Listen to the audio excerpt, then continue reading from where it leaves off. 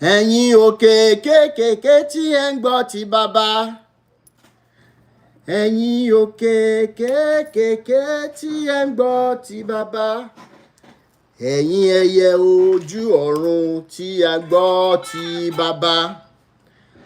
Àti àwa ọmọ ènìyàn tí a ń gbọ́ t'Olúwa. Olúwa olùbùkún yóò bùkún gbogbo wa. Orin ìdámẹ́wàá nìyẹn. orin táìtì nísẹ̀lẹ̀. Please, let's follow one another. Follow 10 people. Please let them follow you back. Once you see somebody following you, please, I beg of you, follow back. Ẹ jọ̀ọ́, let's follow one another to continue to spread our tentacles. YouTube family, please help me check. Brother Tunde Babalola. Oh my God.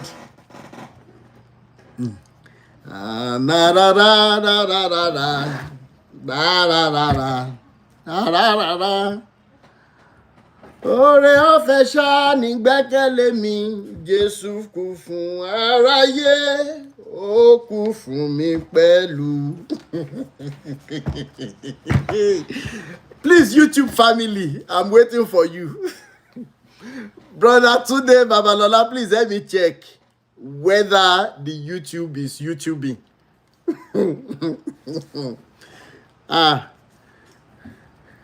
Jésù ọmọ Ọlọ́run, ire lèmi máa ní o.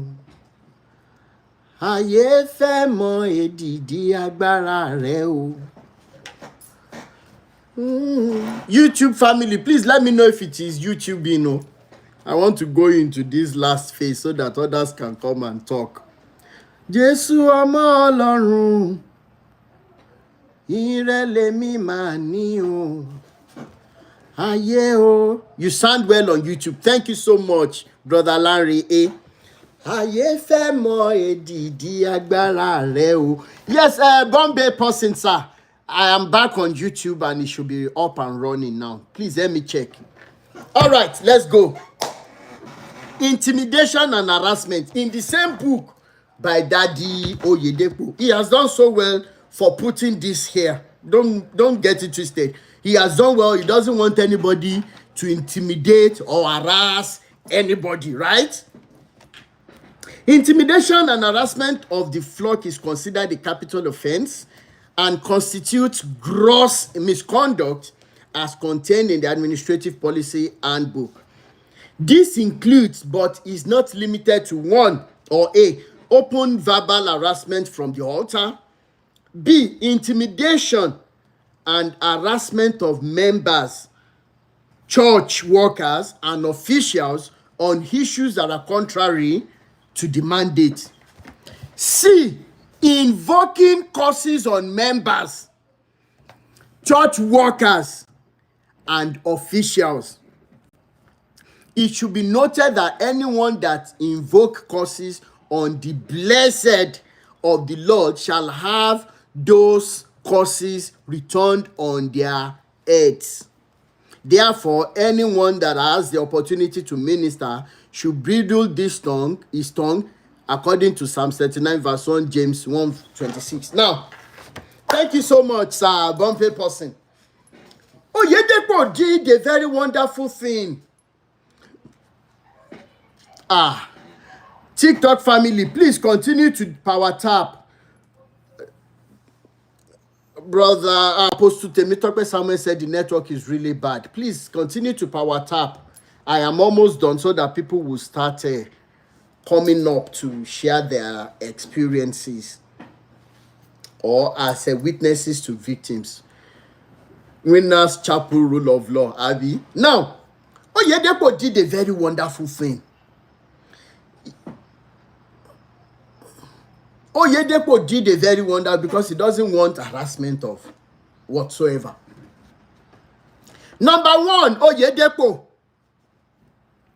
Whether this video gets to you or not, but I know your members that we are trying to ni business ipelu but your members must be liberated. The flock, the people you call flock, and you are the wolf.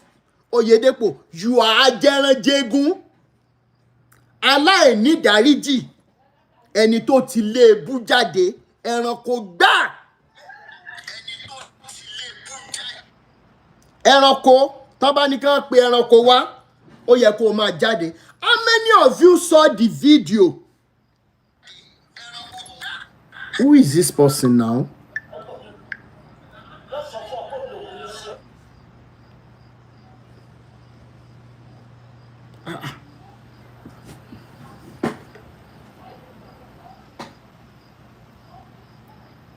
Now, ẹranko, if they say an animal should come out, the way you wear that white regalia, àwọn aṣọ wèrè tẹ́ ti rẹ́ yẹn, pẹ̀lú táì wèrè dẹ́ẹ̀dì tẹ́ fi ń sọnù tó yẹ kán fi gbé yín kọ́ lẹ́yìn èèyàn rádaràda láyé bàjẹ́ abaniláyé jẹ́, you are supposed to be the number one to come out. Kóyèdépò wá tẹ̀lé ẹlẹ́gbẹ̀ẹ́. Now, you wrote this. It's a very beautiful thing that in your organization, there should never be harassment. There should never be what? Intimidation. But Oyedepo, it is so sad that you happen to be the number one rule breaker of what you wrote yourself. Does it not mean that you are above what you have written? Does it mean that you are above what you have written? I'm asking. Because there was a video that was trending. What was in this video? That Oyedepo was speaking with some people.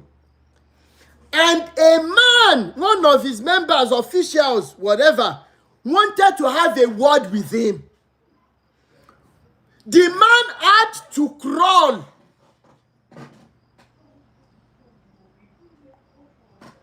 The man had to crawl. How many of you saw that video? The man had to crawl from where he was, crawling to where Oyedepo was. I saw the video. Thank you so much. The man had to be crawling, and the way Oyedepo treated this man. And of course, this man was part of the flock. Agutaniwa. Because if you are not a sheep and a good for nothing entity, a man like you, reducing you to a non-entity, and yet your children will see that. Probably your grandchildren will be coming alive to see that. Because of what? Because of money, because of help. Sister Olu Fumilade, you can switch off your phone and put it on again. Okay? Then send request. I will bring you on. Oyedepo, you wrote this yourself? You saw a man like yourself who was dejected by choice. Dejection by choice. Please help me share this video. I have gotten to where I will dish out prayers on him and on his children. Because enough is enough. I am rounding up now. Oyedepo, a man like you that probably had sent all his income into your coffin. Please, let's connect with one another. Follow 10 people, let them follow you back. Please, help me go on my YouTube and press a subscribe button, because I always drop some videos there, so that the day TikTok we say we are not doing again, YouTube will not block us. The day Facebook says we are saying too much, YouTube will accept us. If you're watching me on Facebook, please go on YouTube. Go and click on Rotimi Daniels. Please, help me subscribe there. Because they cannot stop what is coming. Oyedepo, David Oyedepo, you have your own children too. Your grandchildren are growing up. Of what importance is it to them that they see their grandfather, they see their own grandfather molesting and harassing and disrespecting a fellow human being, it should be a source of shame to them. The man was not crawling. Oh man, you were now talking to him rudely because of the money you have used the Bible to collect from people illegally in a country that doesn't have law, a lawless country. Johnson Suleiman came out how many days ago? He says some people are trying to bring down Christianity. You cannot bring down Christianity because Christianity is still growing. Johnson Suleiman, you are the biggest liar, the biggest destiny destroyer that I know. And I'm so happy that Johnson Suleiman said it in that video. Said the only problem we have in Nigeria is because Nigeria is a lawless country. And yes, you are very right. Johnson Suleiman, I am just using your own as a side attraction to what OYEDEPO did again. If Nigeria is a lawful country and there is constitution to uphold what we do in that nation, Johnson Suleiman should be behind bars today. With all the evidences that came out against him concerning how he was treating the girls. There are evidences there. You think we will forget what happened between you and Otobo, the Nigerian-Canadian girl? Johnson Suleiman, you think?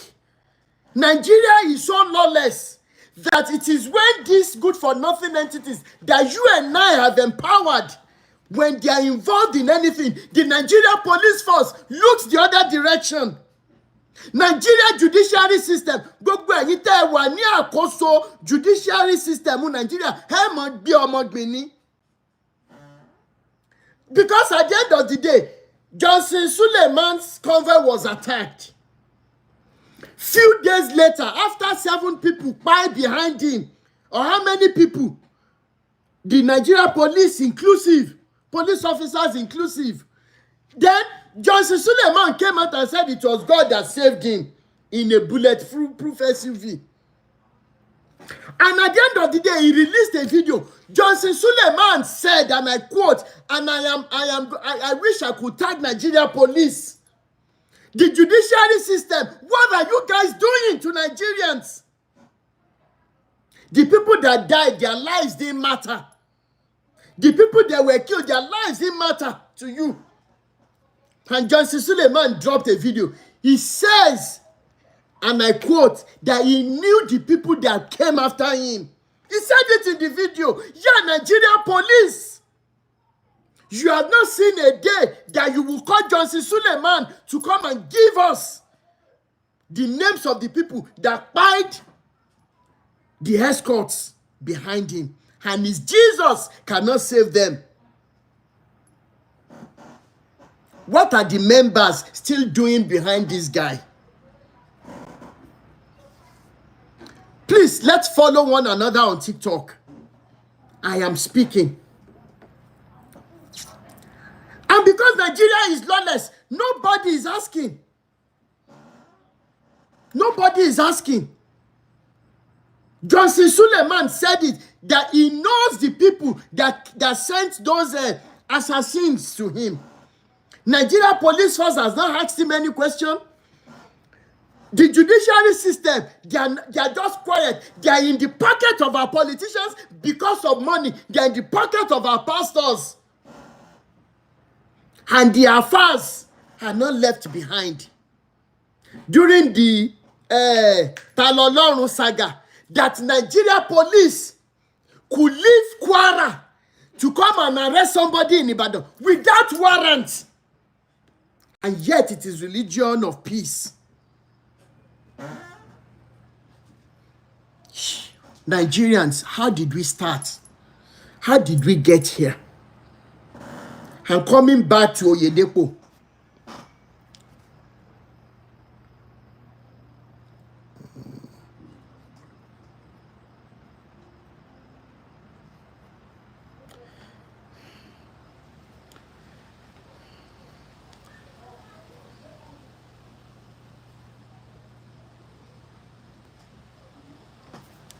Coming back to OYEDEPO.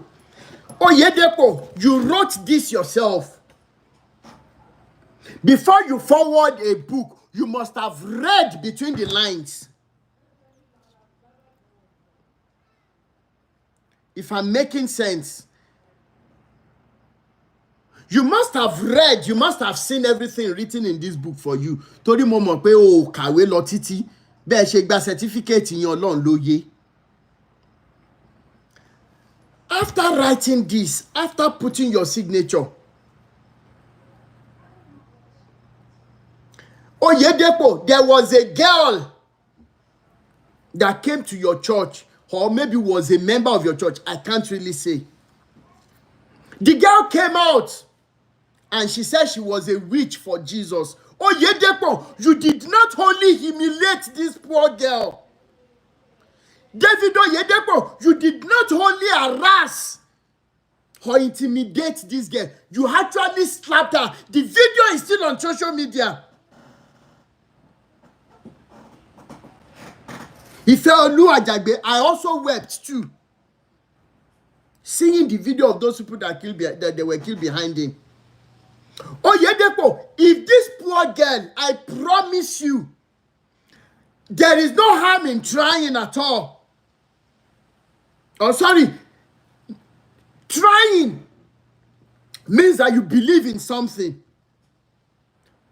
Just be thanking your star that I cannot locate this girl. I don't know who she is.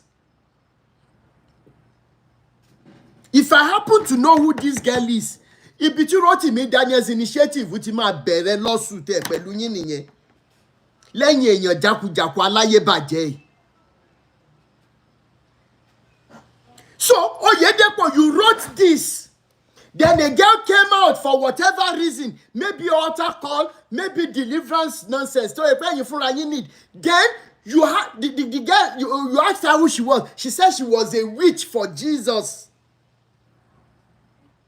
Oyedepo, you slapped this girl in the presence of everybody. How many of you remember that video? This is the man that millions of you are still following. You think this man is a human being.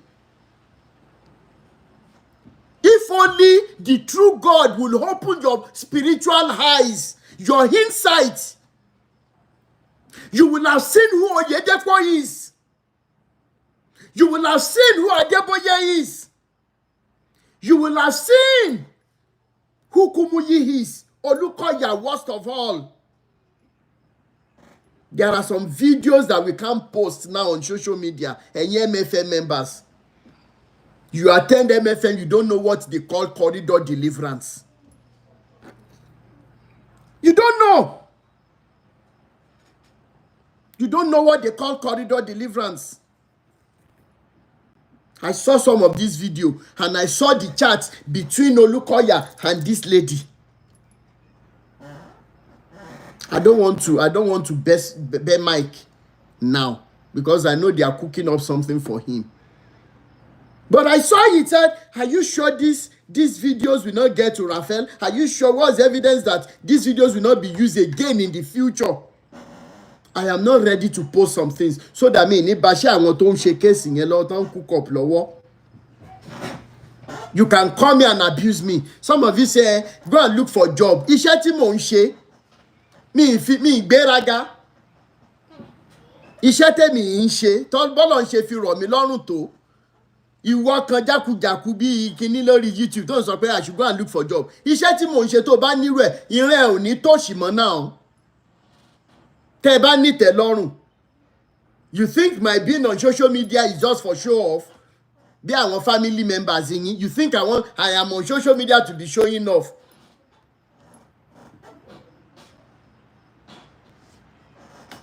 You think I'm for show off? If you see, in fact, if after, don't let me say it, but some of my friends have seen these videos I'm talking about. I am saying it so that Olukoya will know that I have some of those videos. I have copies of those videos too.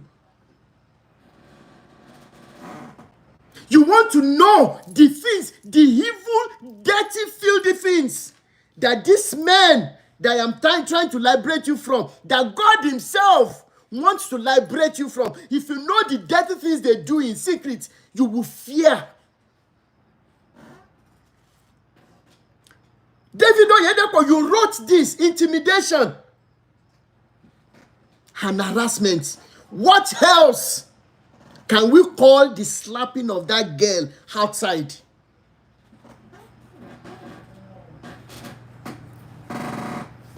How many? How do we describe that? And we are still working under the assumption that Jesus and the biblical stories are real, even though we know they are not real. You may accept it or you go and hug Transformer. But if you know you are a pastor, if you know you so much know the Bible, you can answer any questions to authenticate it. Please do not hesitate. My WhatsApp number is +234 81 0433 2419. Don't hesitate to reach out to me on WhatsApp. Then we will entertain you on a live video like this. When we entertain you, you come and authenticate the Bible. We come to you from the mountain of entertainment. I will go. Yeah, thank you so much.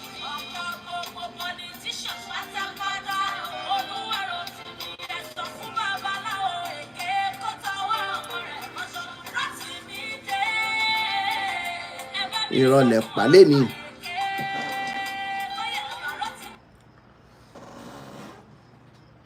If only I can get the details of that guy. I don't know how many years ago that happened.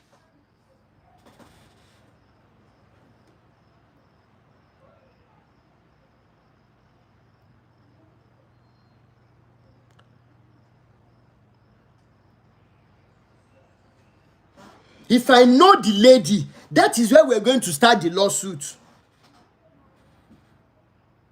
That is where we will start. Then the lawyers and the judge that will make that case. Today, Babalola, please don't call me now. I'm on live video. You are also on live video and you are calling me.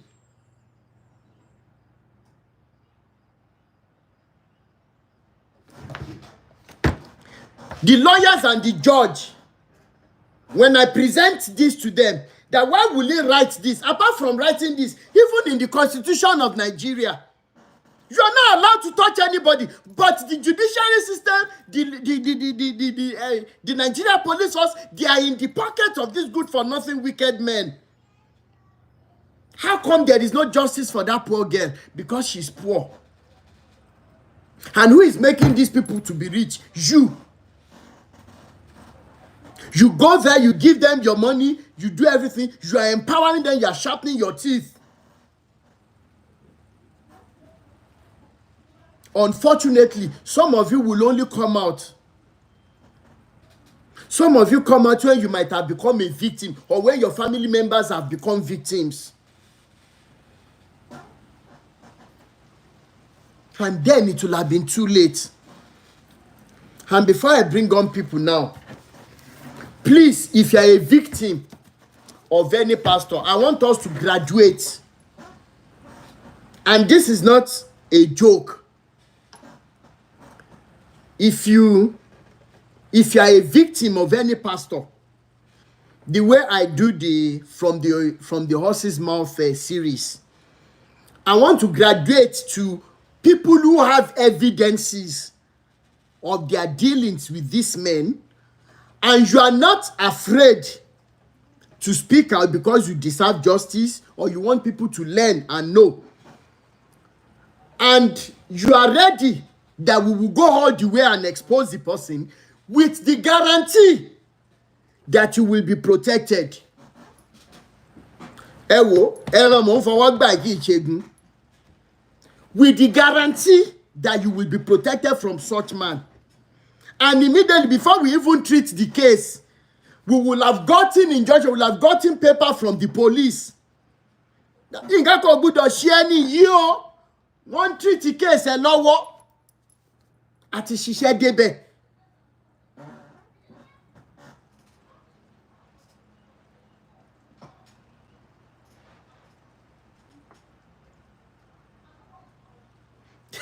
Princess Florence. Please, we've gotten to that point. We've gotten to that point. We must have people who are their victims. And they must be ready. They must be strong enough. You have evidences, even common chats. There is a pastor there in Abuja. I am working on his case now. Telling a very good friend of mine, Joba mi wa 2 girls, I want to do 2 some. I will have gone all the way for this guy. Oh, there she want be Abuja. No, she try láti ṣiṣẹ́ lórí case because this is the time where, this is the moment where we should be exposing them without fear. And the fear that you people are fearing every now and then. Don't let me lie to you. Of death? Like seriously?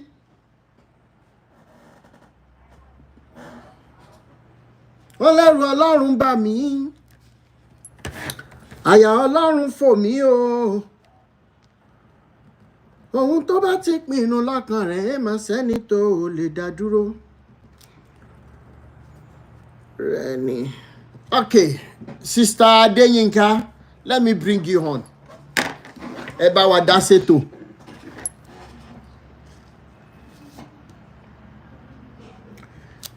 Hello, Sister Adeyinka Aláṣọ Àdúrà. We are not hearing you. Please, power tap, double tap, power tap, power tap, power tap, please. Sister Yinka.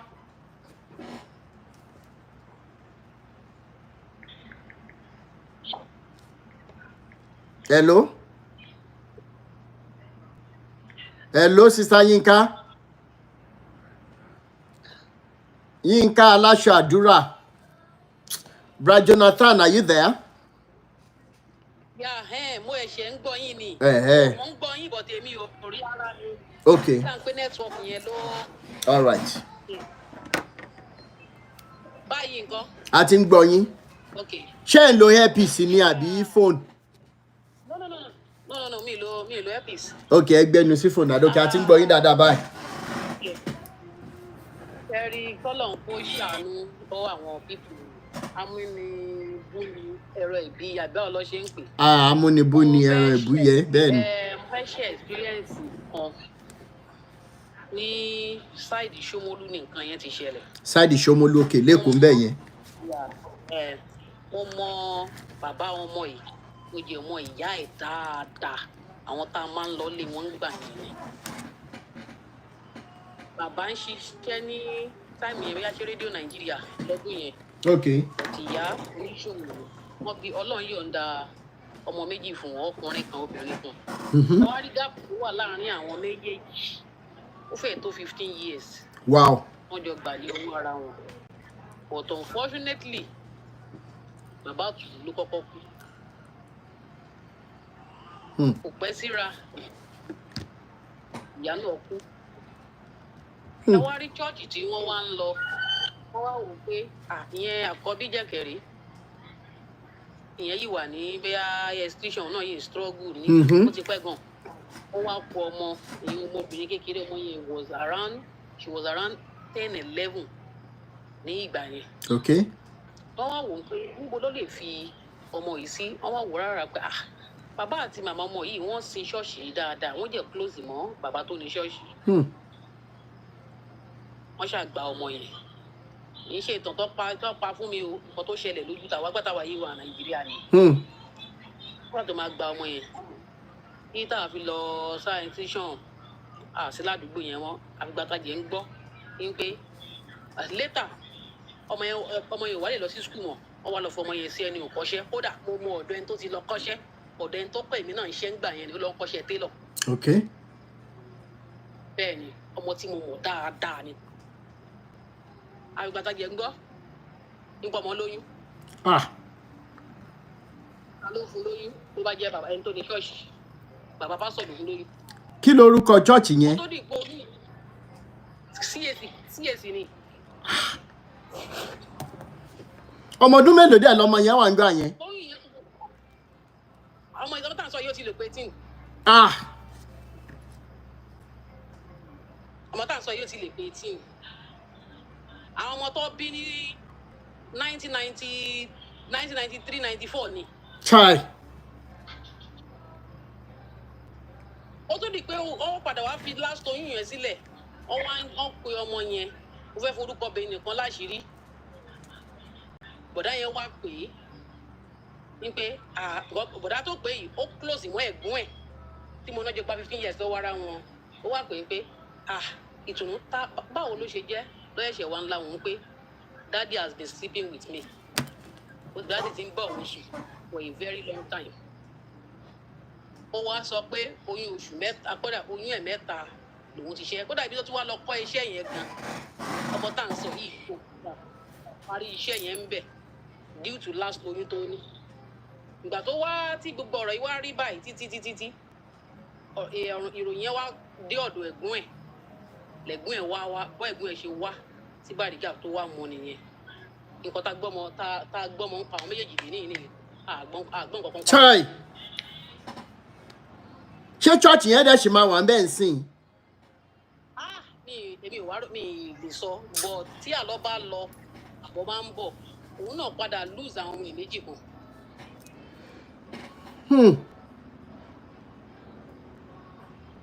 ẹni tá à ń sọ òun náà padà lose àwọn ọmọ ìméjì tó yẹ pé àwọn ìṣe àwọn ọmọ kékeré àwọn ọmọ tó jẹ́ olú ọmọ náà àwọn ọmọ òun náà padà wá lose nígbà tó yẹ kó òun náà wá máa jẹun àwọn ọmọ yẹn gbàtà àwọn nǹkan bẹ́ẹ̀ náà wá ṣẹlẹ̀ sí àwọn yẹn wá ní pé gbogbo nǹkan tóun náà ti ṣe òun ló wá ń jèrè yìí but bá a ṣe gbọ́ nǹkan kan ń pa ọmọ kékeré ọmọ yìí tá à ń sọ lè ní nìyẹn oyún the last one tó ní ìròyìn ọ̀pọ̀dọ̀ ẹ̀gbọ́n ẹ̀ pé wọ́n ti ba yí ọmọ yìí jẹ́ ṣe wá mú nǹkan ẹni bá a ṣe gbúrò wọn mọ́ DNA nìyẹn. tó irú yẹn ń kọ́ àbí kí la fẹ́ sọ sí gbogbo ọ̀rọ̀ tó wà nílẹ̀ yìí. náà ta ló máa sísítà mi. nǹkan tó kọ̀ máa ń dùn mí bẹ́ẹ̀ ni pé ó jẹ́ máa ń ká mi lára orúkọ Jésù orúkọ Ọlọ́run tó fi ń parọ́ yìí òun ló máa ń dùn mí orúkọ Ọlọ́run orúkọ Jésù yìí especially orúkọ Jésù yìí tó fi ń parọ́ yìí òun ni. ṣé wàá rí bó ṣe the way so many of you are still holding on to this religion so much, I understand, but there are so many things that some of us have seen. Do you know that if you go on Google now, you check Jesus, what is Jesus? It is Joint European Slave Union, whatever. It's the first ship they designed from UK that they use in taking slaves away from West Africa. I know that it is a very hard nut to crack, saying that you see all these biblical stories. Sister mi, ṣé ẹ rántí ìgbà tá a kéré tán bá preach nípa heaven fún wa? Ṣé ẹ rántí? Do you remember that? Back then, ní school fellowship, ràn mí lọ́wọ́ kí n má ṣe sọ elépa mi nù. Ìmá ṣe sọ ibi tí mò ń lọ nù. Ràn mí lọ́wọ́ kí n má ṣe sọ elépa mi nù. Ìmá ṣe sọ ibi tí mò ń lọ nù. Tí àwọn mẹ́sẹ̀jì yìí bá jóòtọ́, tó dẹ̀ jẹ́ pé òótọ́ la níbi tá à ń lọ lẹ́yìn ọjọ́, tó dẹ̀ jẹ́ pé according to Revelation 20 verse 15, that those whose names were not found written in the book of life were thrown into the lake of fire. Sister mi, ibi irọ́ tí wọ́n dè wá mọ́ ní heaven àti hell àti Bible àti Quran. Ẹja bẹ̀rẹ̀ sí ní jara. Ṣé rí nǹkan tèmi rí níbi tí mo wà yìí? Tí n bá gbé síta, ìgboro á dàrú. Tó jẹ́ pé Yorùbá máa ń sọ wípé mọ̀jàmọ̀sá là á máa kíkanjú. Mo fojú ara mi rí báyìí níbi tí wọ́n dè wá mọ́ as Africans, Christianity àti Islam ni. Ẹ wò bá a ṣe ń para wa. Kí ló dé tí Islam ń sanwó? Kí ló dé tí Saudi Arabia ń sanwó fún wọn ní Nàìjíríà pé kán wá di Muslim? 2,500 or 2,000 something.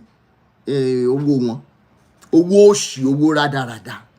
Àwọn àfáà yẹn dẹ̀ ń gbà. Kí ló dé Sister Yínká Aláṣọ Àdúrà? Kí ló dé tí wọ́n ń sọ fún Methodist Church tí Very Dark Man lọ? Tí wọ́n ti pa ní last week. Methodist kìíní kan. They sent a message that they should be allowing the same-sex marriage in the church. And some factions were saying, this is evil. How can this be? Is this not the same reason why Sodom and Gomorrah were destroyed by fire? At the end of the day, some factions are saying, no, after all, they are our parents' church. They give directive. We should do it. Why is it that so-called Christians are not talking? That is the reason why they were fighting, that the police had to come and chase all of them out. The church is under lock and key now. And we are not opening our eyes in Africa that they have been controlling us for time immemorial. Ìjọ wo la fẹ́ gbọ́n? I understand the sentiment. It is not easy. It is not easy to get out of this madness. And I will tell you something today that I saw when I was growing up. My dad had cattle in the compound. Any new cattle we brought then, àkọ́kọ́ máa sokùn mọ́ lẹ́sẹ̀ nínú ọgbà yẹn máa so. Now, after some months, màálù yẹn á ti yàgbẹ́ káàkiri round ibi tí okùn yẹn máa dé. Then my dad one day will say, he said, go and remove that rope. I said that the màálù will walk away. He said, just go and remove it and see what happens. Do you know that for so long, the màálù will not know that the rope is off the leg? Ibi tí gbẹ́ ẹ̀dẹ́ yẹn ló máa jẹ mọ́. Ọpọlọ. Sister Yinka, Jésù tá à ń sọ ẹ̀, wọ́n ló ní wòsàn ni. Have we seen a place in our day like kì í ṣe gbogbo àwọn sọ́ọ̀rì tó sọ nípa àwọn ọ̀ṣọ́fà Orímọládé Ayọ̀ Babalọ́lá o? Gbogbo ọ̀rọ̀ tó ń pàjọ tó fi ń package Christianity. Christians àmà ní Muslim nìkan ló ń package irọ́. Muslim àmà ní Christian nìkan ló ń package irọ́. Àwọn méjèèjì irọ́ ni. Let's break this table once and for all. We deserve better lives. And I'm not sorry to say today, if you are somebody who truly respects the stories you heard about Ayọ̀ Babalọ́lá, Ọ̀ṣọ́fà, Mósè Orímọládé, Bàbá Orí Òkè, I am sorry to disappoint you. These men were the genesis of how we got here today. And some of you will be asking me, how do you mean Rotimi? Back then, the government knew, I've said it before, the government knew that they were supposed to build hospitals and equip the hospitals. Those were the days that you would go to hospital at Sango Elewure, just after Elewure in front of cemetery, Sango Cemetery. There was an hospital there. It was only malaria. The way the nurses will attend to you, the way they would do the test, the way they would do everything. Only card la need in Ganye. Then even UCH of them, then you will take your paper to the pharmacy. They will give you all the medications. You go home. What the mama monitor? Then these babas came up and said, you know what? Jesu olomi yere o mi ye iye. Then research olomo medically. Then the politicians too, they started relaxing. Our people yo kuku ni was hospital crusade na man law. How many of you remember 1980 something that Idahosa held a program at Liberty Stadium in Ibadan? Iyabola Are was the chorister. That was when this song by Iyabola Are went viral. Baba ku ishe o baba. Baba ku ishe o baba. How many of you remember? Show me ye yen wa ran wa lọ́wọ́ báyìí. Ṣé Jésù ń ṣiṣẹ́ ìwòsàn? tí Jésù bá ń ṣiṣẹ́ ìwòsàn through gbogbo àwọn ọkùnrin tá à ń rí lóde lẹ́ni, their arrogance will never allow them to sit down in churches. Ọdẹkùnlé Epaphras tó wà ní Ìbàdàn UCH ló máa sùn sí. Taiwo Ojo will be sleeping in UCH.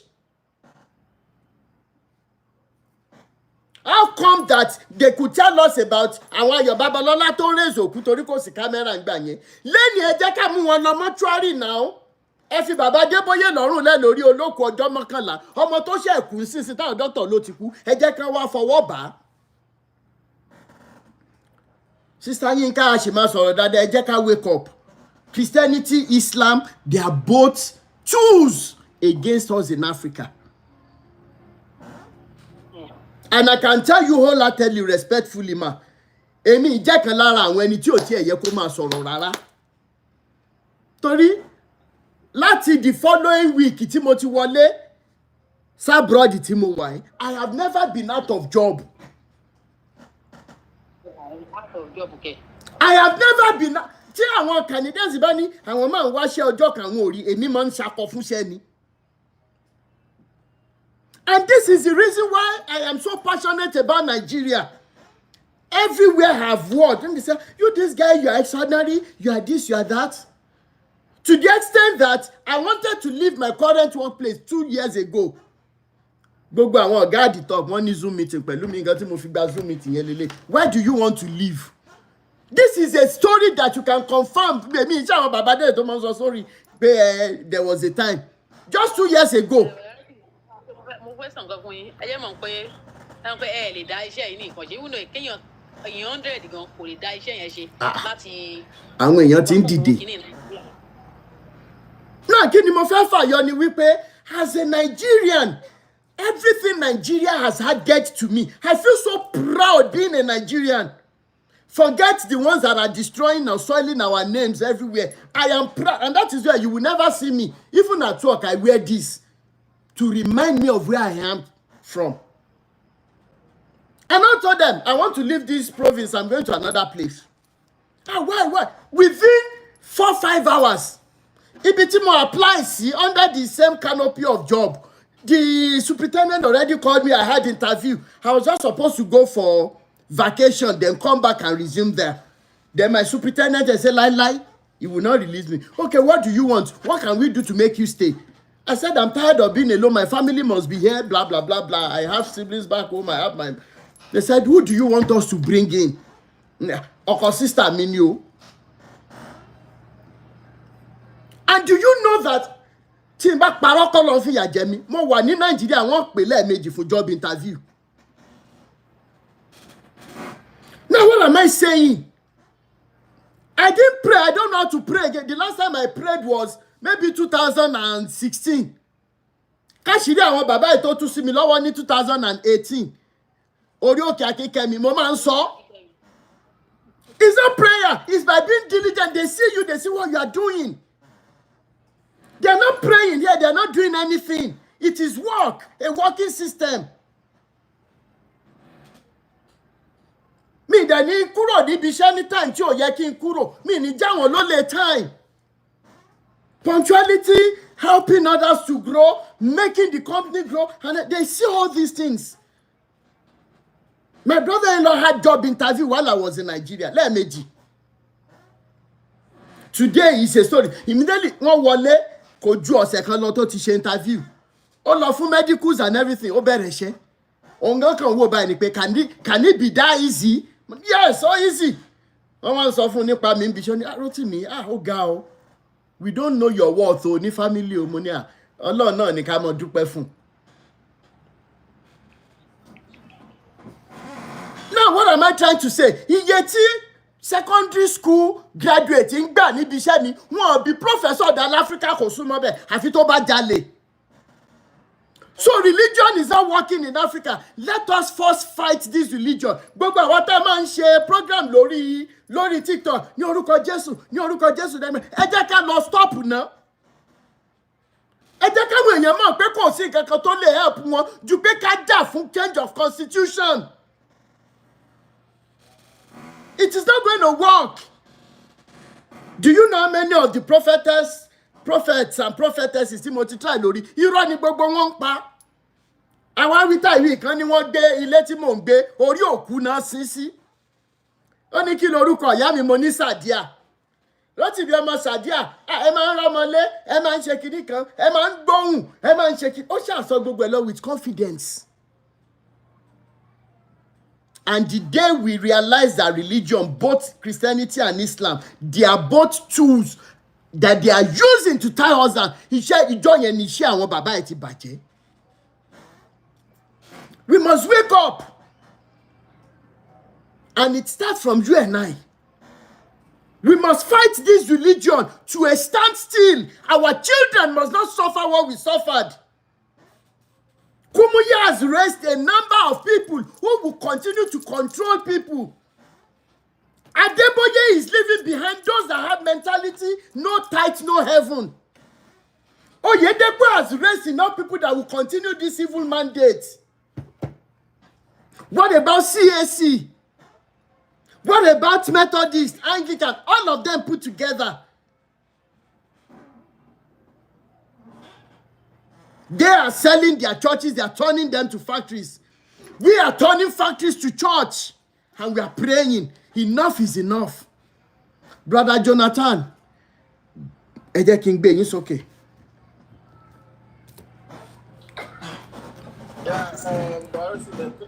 I didn't know everyone. Yes, sir. Just continue from where you stopped concerning them selling their churches. Churches are being converted to pubs here. Yes. The place I went to work last 2 weeks. Church in what is the pub? I had to do a video and send it to my wife. Okay. Mr. Rotimi Ẹ bàbá mi. Those are just the realities. Many churches are closing down. And it's because of the level of enlightenment. I wish that the same thing can happen to our people in Nigeria. Church, in short, religion is strictly business entity. And while you are speaking to the last lady, if you are still there, you will not know. If I just beseech people, if you can just step out of your religious faculty, what you've been fed with, 1 month. I'm not saying maybe you should stop or so, but just stay 1 month or 2 months. Come out, critique what you believe in. Don't be biased. At the end of the day, face your fears, especially when it comes to the issue. Face your fears. Don't be biased. I love that word, sir. Yes. Especially the issue of hellfire and heaven. It's one topic to nobody wants to talk about pain. In developed world, they even used to people about their man prepare funerals why they are still alive. But yes. When you come to our own part of the world, everybody's short. Those kind of topics are see you must not even discuss it. Heaven is the goal. And that is the reason. And because of this heaven at last, is why you see places like Africa will never get developed. I want foreign world, this Western world, you will see them planning 50 years. Most of their projects are doing projects of 100 years time, 200 years time. But in Africa, we are short-sighted because everybody, we are not even planning for our children. We're only planning about ourselves because we know before you know it, you are going to heaven. So I just beseech every one of us, especially those of us that are still holding on to whatever religious belief you are holding on to. Just if you can just give yourself 2-3 months, critique all these things, face those fears, and you will then carry that demanded. That man is very, very powerful. Most of all those, most churches, I want coming pastors, I want young pastors that are part of the want to gather there in Nigeria. Most people, they are a product of winners. I want to take in there. They used to tell us that you need to be WOFB certified. Even I want them WOFB because it's not as if it's the main thing. WOFB by in short, if you are going into ministry, you must go into WOFB. And I wanted them to see WOFB mandate and nothing common. So it shows that ten critic in see will not even brainwash majority of the new upcoming yes. takeover business and people. It shows that we have a very long way to go. And initially, it's about one potentially. I would just say, because sometimes I will just turn on my TV. I will see churches and people washing. Sometimes are these people not listening to all what we are saying? And if only when they now have that issues, you still now see them running over to the social media. It is now people like us that will now be trying to help them. Whereas if you are telling them all these things, they won't listen to. Sometimes Exactly. I wonder that people in labor can't, if you want to let them go, and because at times it used to get frustrating. Yes.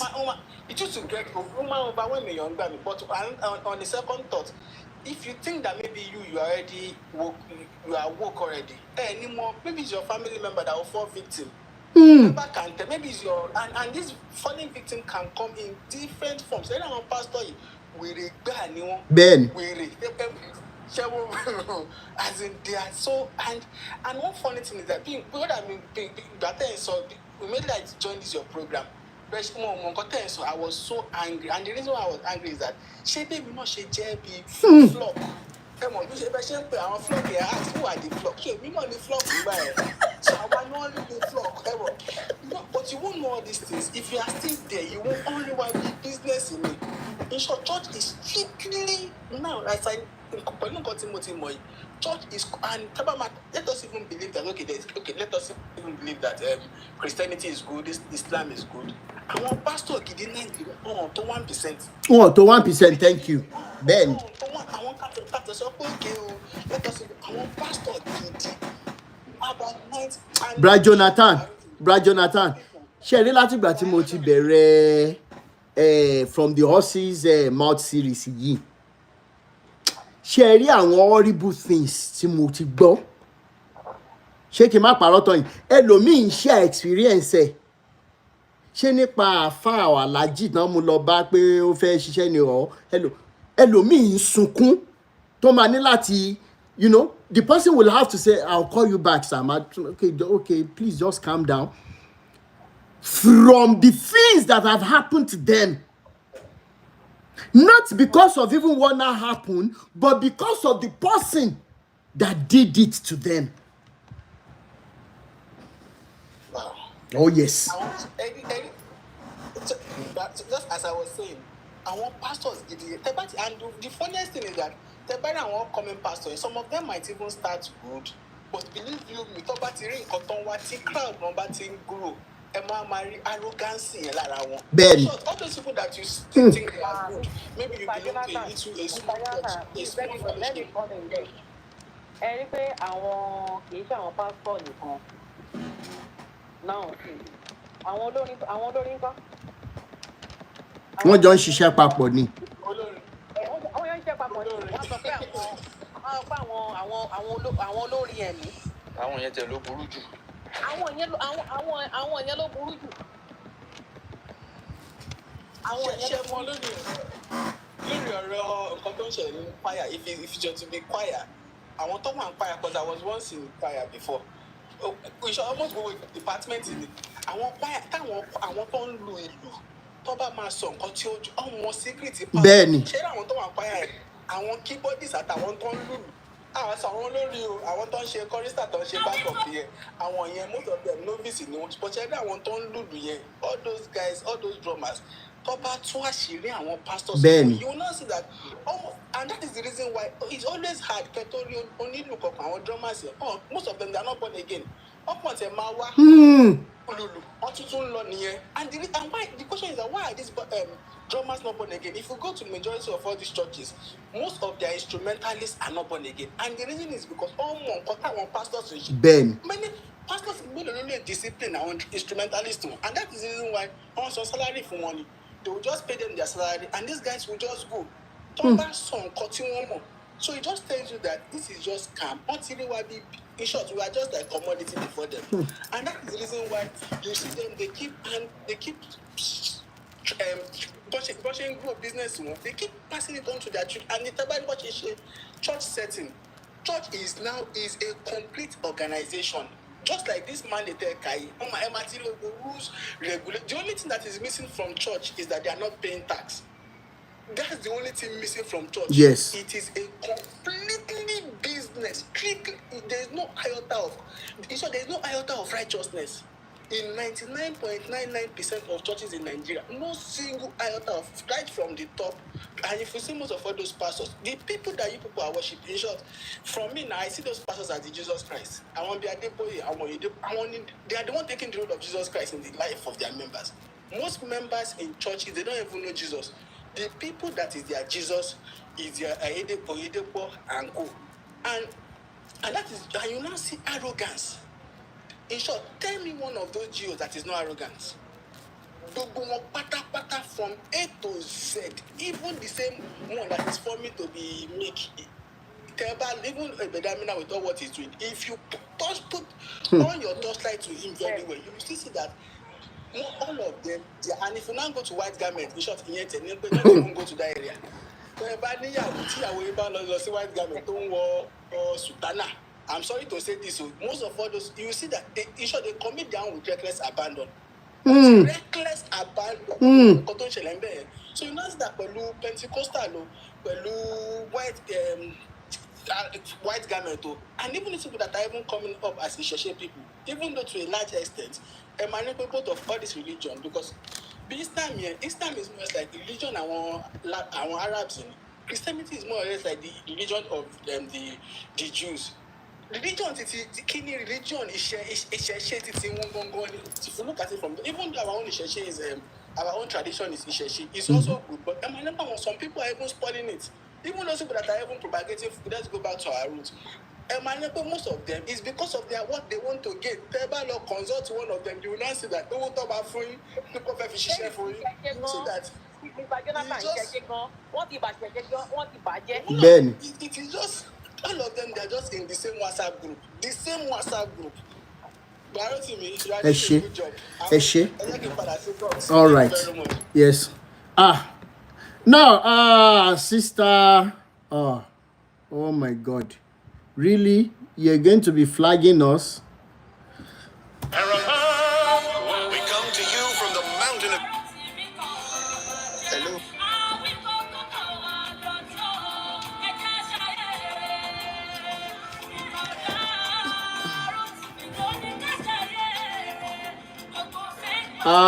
Sister. Where is she? Okay. Sister Rennie Morgan. I will bring you on now. Please, Ebawa on mute. Please, let's continue to power tap. They are really flagging. They are sending message to me. They are reporting my live video. They are reporting heavily. I just got a message now that for personal whatever that they will stop my live video. Please, let's continue to like and love. Please. Okay, Sister Rennie Morgan. Everyone's okay. Everyone. Yes. Good evening, everyone. Good evening.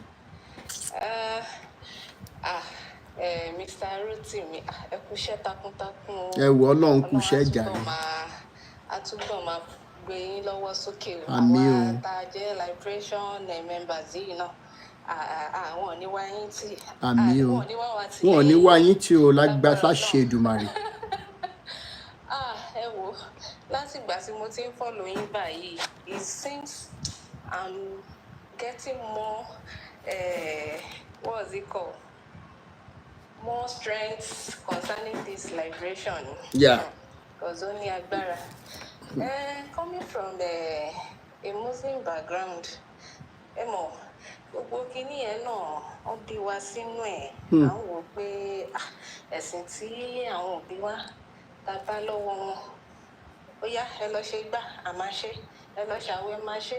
So, lọ́kàn ti gbà tí Ọlọ́run ṣe ń fún èèyàn náà ni èèyàn máa dé level kan tẹ́ pé òye yẹn ó ṣẹ̀ máa wá sinking pé what are we really doing? Asade irọ́ ni àwọn kan bóyá fẹ́ fi pull àwọn kan down. Do you want to erase somebody's experience? No. Oníkálùkù ló mọ nǹkan tó face story ibi tó ti fẹsẹ̀ rìn dé. Sister Orente, thank you so much for the gift. Tó ti experience. Like me now, I don't really have much bad experience, but at the same time, no, people around me that we share experience together. What I've seen and what they've shared are so pathetic. So pathetic. The little ones I can vividly remember. Okay. Ṣe ẹ̀sìn Mùsùlùmí náà. Òun ni mo send sí yín nígbà yẹn concerning all this àwọn àfáà oríṣiríṣi rubbish and nonsense tó ń ṣe. But mo kàn believe pé gbogbo wa ni Ọlọ́run fún ní ẹ̀mí láti rò pé kíní yìí is not right. But because we see the red flag, but we believe that these people are almighty, so we still continue to follow them. Kò sẹ́ni tọ́lọ́run kì í bá sọ̀rọ̀, kò sẹ́ni tí Ọlọ́run ò ní mí sí láti jẹ́ kó mọ̀ pé ìgbésẹ̀ tó fẹ́ gbé yìí o, ǹjẹ́ ibi tó ń wọ̀ lọ yìí ìjẹ́ ibi mímọ́ ni, ìjẹ́ ibi tí o ti máa rí ìwòsàn ni. But torí pé a ti believe so much in pé we can't do it all by ourselves until tá bá rí àfáà yẹn, until tá bá rí wòlíì yẹn, until tá bá lọ bá èèyàn kan tó máa gbé nǹkan kan lé wa lọ́wọ́. Òun ló ń jẹ́ ká máa rí ìrìkúrè, òun ló ń jẹ́ ká máa experience nǹkan tí ò yẹ ká máa experience. Bẹ́ẹ̀ni. Ìgbà tí mo wá marry tí mo fẹ́ ọkọ mi is a Christian, somebody tó ti wà nínú public bus tó ń preach, wọ́n há flyers tó wá di wípé ó wá backslide. One of his experiences just when he was in school, he read Bible a lot. Ẹni tó yẹ pé tẹ bá rántí àwọn ẹ̀fíwé nínú school premises nígbà yẹn tó tún jẹ́ ẹni tó yẹ pé pastor Bible ni every now and then. On this fateful day, according to him, from the story that he told me, that he was under the tree reading the Bible as usual. Ẹ̀mí yẹn kàn bẹ̀rẹ̀ sí ní sọ pé lies. From there, everything just went blank. Before you know it, bí kí nǹkan kọ̀ ẹni tó yẹ pé nǹkan tó ń study nígbà yẹn as a medical student. Every other thing kò wọlé mọ́. Everything just go like that. Ever since then, he has trying to, but that he just keep telling him lies.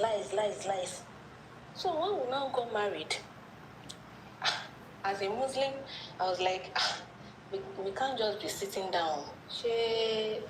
Asha ma lọ sí church. He's saying, you know they go church. Me, I was say, you know they go church. So me, I can't be Muslim.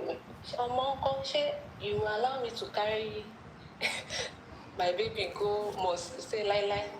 You shall find one mosque where Kamalo. Oh yeah, Jalo. Sunday and today. Oh yeah, Jalo. And lo say, wole lo. Man, kilo ade kilo fi. As obìnrin tá a bá ta ṣe kọ́kọ́ máa rìn dá gbogbo ẹ̀ ló máa gùn wá gẹ̀rẹ̀gẹ̀rẹ̀ aṣáà lọ sí chọ́ọ̀chì. All those things, the activities there, what's going on there is strange to me. I was like, okay. At some point, ìgbà tó wá tó level kan, tí mo wá rí àwọn nǹkan kan tí wọ́n ṣé bóyá kíkiní ṣé bóyá ṣèbí wọ́n ló fẹ́ lọ chọ́ọ̀chì òun náà ló ti ń rí àbúrò rẹ̀ á tún lọ redeem, and that redeem bẹ́ẹ̀ mo ti wá rí oríṣiríṣi ebi á máa pa àwọn èèyàn báyìí wọ́n sì máa lọ máa dá owó àdákù lówó chọ́ọ̀chì yìí tó pé tá bá ti wá kúrò ní church service ẹ wá rí àwọn church members wọ́n á lọ máa gba àwọn igbá gba àwọn ìyàwó lọ́dọ̀ àwọn èèyàn oníyàtọ̀ pé tọrọ kọ́bọ̀ tó fi as I got there, I was just feeling like, and if you see the way they will dress, they will. One of my church members one day, the one that baffles me, that woman, very fine woman, and the family of 3 or so. The husband too, Emma, he be bank manager, and so top, keep up with. Ló bá lọ bá màmá kan ládùúgbò ó fún ẹ ní o fẹ́ ra turkey kìíní kan woman ẹ ṣàánú òun ò ta I was so embarrassed when I got there. That woman was telling me that mo ní kó tà fún woman ẹ. Could you believe that this woman òun àtọ́kọ ẹ̀ wọ́n nǹkan tó ń ṣe sínú chọ́ọ̀chì ọjọ́ kan wọ́n ìgbà míì tá a bá ní àwọn meetings wa tá a máa ń ṣe we ask questions and all that. I was forced to ask him pé ṣé gbogbo àwọn offering tá à ń dà yìí is there any way that maybe the church will give back to the people, or maybe there is any, because people are suffering in this church, Ben. but they don't care to know. They don't care to know. If you enter some people's family, as in their houses, ẹ máa wọ́n tẹ́ pé tẹ́ bá rí wọn ní church, but tẹ́ bá wá wọn délé, ẹ máa rí nǹkan tẹ́ máa rí ó máa fún yín ní contrary kíní pé ṣé these people yìí náà ló jẹ́ believe orin bàbá Fẹlá tó ní suffering and smiling. Nínú church ló ti bẹ̀rẹ̀ people will be doing as a former Muslim, me as a person, èèyàn tó pé ẹ ṣé ìyá mi. Thank you. àwa tí a ti wà liberated náà àwa túbọ̀ máa sọ títí wa. Bẹ́ẹ̀ni. Ever since tèmi tẹ̀ ti come across the page yìí tí any other information tèmi bá tún ti get pé kí most people that are around me kí sì ní ẹ jẹ́ ká yáwára one brain level to everything lọ yìí ní ìsìn Nàìjíríà ló ti rí bó ṣe rí pásítọ̀ náà òun náà wá àtijọ́ àti mú òun everybody ń wá o. Bẹ́ẹ̀ni. Ó ní revival kan tí bàbá kan bí àwọn bàbá kan ní àdúgbò wa tẹ́ pé èèyàn wọ́n lé something like that. Bàbá yẹn something like 70, close to 70 something ṣáà wọ́n ṣáà ní àwọn ṣe pastor. Wọ́n bá invite wa o sí program wọn. Àwọn èèyàn kan wà tẹ́ pé ẹ̀kọ́ máa fẹ́ pọ́n wọn lé pé okay, let's honor this person and go to the program. Kí wá ló wá ṣẹlẹ̀ ń bẹ́ẹ̀ torí táyì. 80% àwọn èèyàn tó bọ́ta tó ní kọ́ máa wá ṣe kí ló ń pè. Those people they need help, to be in short, to cut the story short. They themselves, they need help. All they demand owó tó ní kọ́ máa san pé ó ní 100,000, ó ní 50,000. Ṣé àwọn ìyá yìí tó pé èmi inú wọn owó lápò ló fi ń gbéra? Ẹ ṣé ìyá mi. Ní dákẹ́. Please, let's follow one another and follow back. Please, let's follow one another. It is well. Nǹkan tó ń breed yóò pọ̀, ó ní àwọn èèyàn tó pọ̀ tó ń breed, and our liberation kìíní náà nìsín àwọn ọmọ wa náà ká máa jẹ́ kó yé wọn. Ẹ ṣé ìyá mi.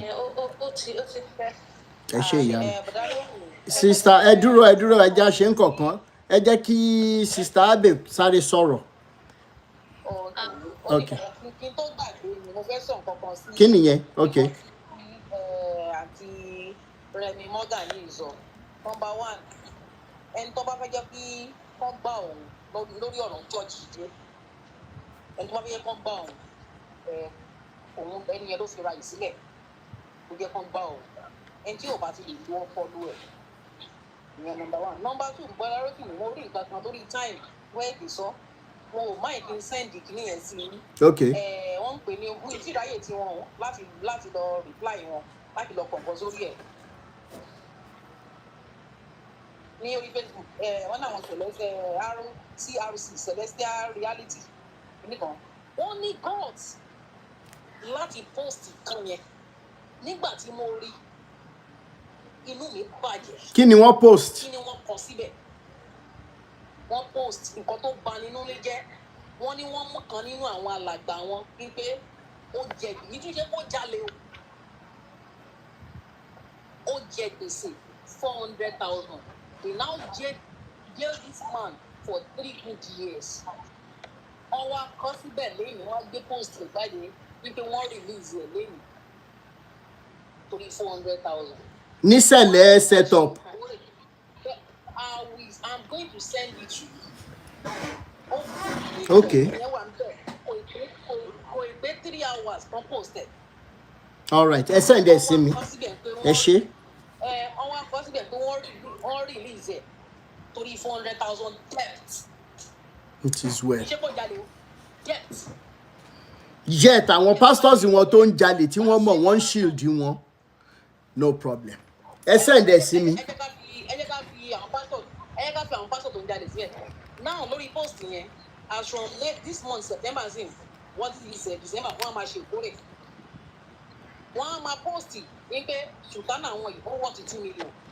Meanwhile, ìkan náà àwọn alàgbà wọn ó jẹ gbèsè 400,000 láti 3 years and they jail you. Now, how is anybody going to blame me for defining the body of Christ the same way I've been describing it? How can anybody fault me? Ẹ jẹ́ kí n jẹ́ kẹ́lòmíì sọ̀rọ̀ torí time. And please, people on YouTube, I am sorry I'm still working on getting another gadget to be able to allow for WhatsApp call for YouTube people. But for today, like Wale Olajinodu is saying, please, I am so sorry. But if you have a Facebook messenger, you can send message to me on Timmy Daniels. Please, Timmy Daniels, not Rotimi Daniels. Timmy Daniels is my profile on Facebook. I will be able to call you on that messenger so that you can contribute. At least for today, I am still working tirelessly on getting another phone which I can use for WhatsApp, because as I'm speaking with you, I'm already using 3 phones, one for Facebook, one for TikTok, and one for YouTube. I am so sorry for that, but I'm working on getting another gadget for WhatsApp call, because that WhatsApp call is very, very important. Sister Abe, please, Papa. Yeah, Momba already, Sister Reni Morgan, Ekale, oh yeah. Esare she Papa. Okay, share experience meaning with all these prophets, prophetess. Okay. I have a friends like that. So prophetess ne. But I have close go. Let me just call her bestie. So but CNS ne. Catholic me, but Catholic me lost church right from time. We are primary 3. If I could remember vividly, we lost church last. So, but because I love this woman in question, I joined CNS because of her. So the man lost any program, she will call me along, so I will tag along. We will go together. So we go practice together, do everything together. Okay. Same clothes, everything. Looking now, oh, mommy, she knows everything about me. Oh, my customer face, she get. Okay. So, at the time, come one meeting your call. But mom meet any, so she was aware of it. So when a program on Simon one motion meet any money no. At the point of my meet any, not because of your program. Simon will attend the motion meet any. So, go 10 years, she man everything. 10 years, man, she for me man carry along. She everything. She bash man carry along. But one is sister come. Sister ye man jade. Ye man she awan jo nkan. So think about a lot about the of me and this woman that you are calling your friend speaking. Sure, I like her. She's my friend. She's kiniko to me. So many things to me can she for you because of pay more like it. Moment she get. So separation why they pay boya mokoro ni vicinity be area biton be so mo see another place. One your job mo job si shop.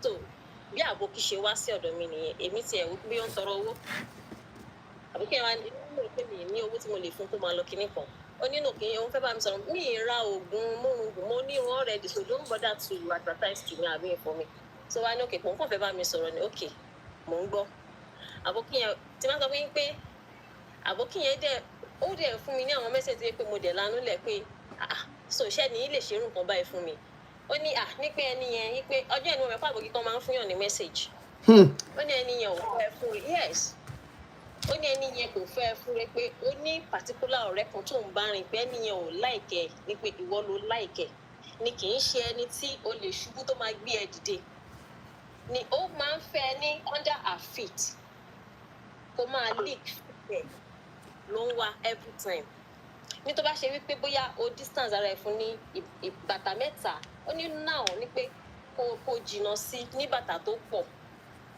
so I was not like I have so many friends pé ọ̀rẹ́ mi pọ̀ ìpèsè èwo ní ó ní ilé tóun sọ ìgbésẹ̀ Ọlọ́run dání I was shocked ó ní òjíṣẹ́ Ọlọ́run kó fi ó ní ẹ̀jẹ̀ wà lọ́wọ́ ẹ̀ ní ó fi ṣe Ọlọ́run bojú mo wò pé ẹ̀jẹ̀ báwo fi ṣe Ọlọ́run bojú báwo sòṣọ́ lè jẹ́ni tí mò ń rún ṣáà ó lẹ́ni tó ń rò gangan ni ní ó fi ṣe Ọlọ́run bojú. ṣọkùnrin lẹni àbóbìnrin. obìnrin àfẹ́ mo lè bọ́kùnrin ṣe pẹ̀lú ọ̀gá aṣọ́kan náà ni obìnrin ó ní kò jìnnà sí tẹfẹtẹfẹ ní pé torí kò kì í ṣèyàn so to cut the long story short ó wá ní time kan ó ṣe program ó wá fi omi àti òróró ránṣẹ́ sí mi ṣùgbọ́n tí mo ti ń gbà àwọn mẹ́sẹ̀jì ẹ̀ lọ́tún lọ́sìn yẹn mo kàn ọ́ra yẹra mi fún ó wá fi omi àti òróró ránṣẹ́ sí mi mo kàn gbé sí orí spíkà ní sitting room bọ́jọ́ yẹn mo wá ń jẹun àtàwápá tó mi kàn mọ́ gbé bottle water yẹn mo wá jà mo mú so wípé omi prayer ni àṣé nǹkan mi wà nù mí tó kù lòlù sísá mi á ní pé òun á pè mí padà sísá mi wá pè mí pé ní wọ́n ní mo gbà nǹkan jẹ lọ́wọ́ èèyàn mo ní gbà nǹkan jẹ ó ní wọ́n ní mi ìgbà nǹkan kan jẹ ìṣúwọ́sì ló ń fẹ́ pé mi kì í jẹ oúnjẹ lóúnjẹ mi ìdẹ̀ kí n oúnjẹ jẹ ó nínú pé kí n trace back mo wá jókòó mo wá rò mind mi kàn strike lọ síbi omi tí mo fi ń gbé yé mo wá pè padà pé I could remember mo gba omi lọ́wọ́ lágbájá ó ní ó wá náà máa pè mí padà again nígbà tó máa pè mí ó ní omi tí mo mú yẹn gangan òun ló fa gbogbo nǹkan tó wà nínú ayé mi so I was not like pé but ìránṣẹ́ Ọlọ́run ni ẹni yìí náà so why tó ṣe máa ṣe irú nǹkan bẹ́ẹ̀ yẹn fún mi so I was just wondering since then pé èèyàn máa burú kẹ̀ ṣé lórí pé mi ò tọ́ bá ní mi ò ní tó ẹ mi òun lo mọ́tò mo ò lo mọ́tò mi ìdẹ́ ẹ̀ bà bínú ẹ̀ rí so kí ló wá ṣe ń bínú èmi báyìí torí Ọlọ́run.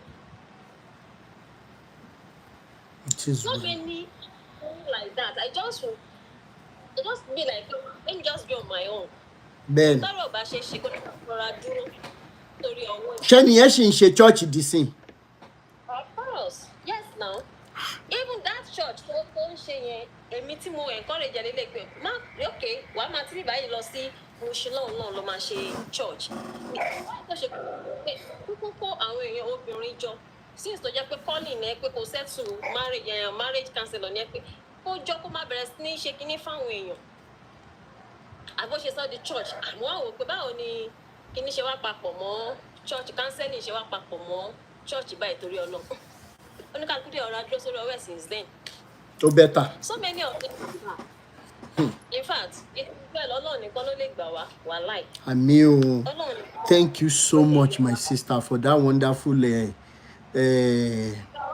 this thing you shared with us. Thank you so much. You're welcome, sir. Hey, brother Emmanuel Daramola. Okay. Sister Remi Morgan, ẹ fẹ́ summarize nǹkan tẹ́ ń sọ lọ àbí? Okay. Ó yẹ sáré summarize ẹ̀ torí time. Má bínú jàre. Yeah. Mo ní àwọn kan tún inú àwọn pastor because my neighbor really tó sọ fún mi pé ọkọ ẹ̀ ó wá láti kí ló ń pè lockdown tí kò padà ó dé láti abroad ni so ó wà stuck by recently from the experience of going to this church of 18 náà ni ó wá rí pastor yẹn wá sọ fún pé tó bá lè accept pé iye owó tó bá ń rí as a salary pé ó máa dá sí méjì ọgbọgba tó máa send sí òun and the man was like, are you not a man of God? Your own is to pray for me, my own is to whatever I can give in return to appreciate God. And because the man was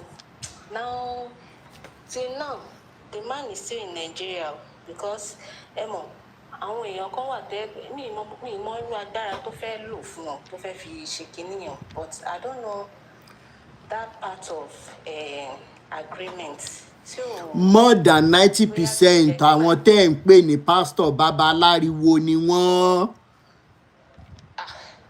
because the woman was now crying till now. The man is stopped right now as we are talking now.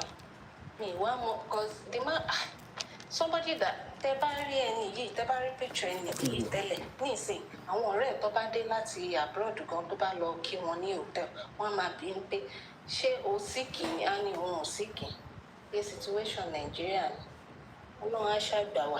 Àmín o, àmín o, àmín o. Nǹkan tó lè help, like I've said before, please let's start coming up with people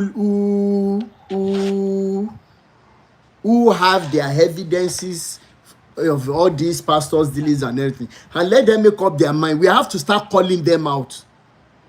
We have to start calling them out. Brother Emmanuel, please, Egbon's okay. You cannot be doing all this and get away with it. Yeah, they can't. Enough is enough.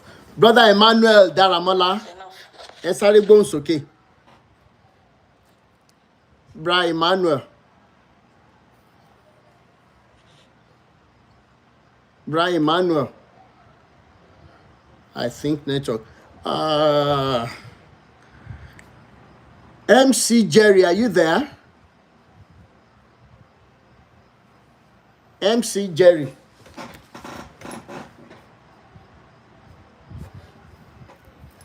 Is it network or what? MC Jerry, on mute.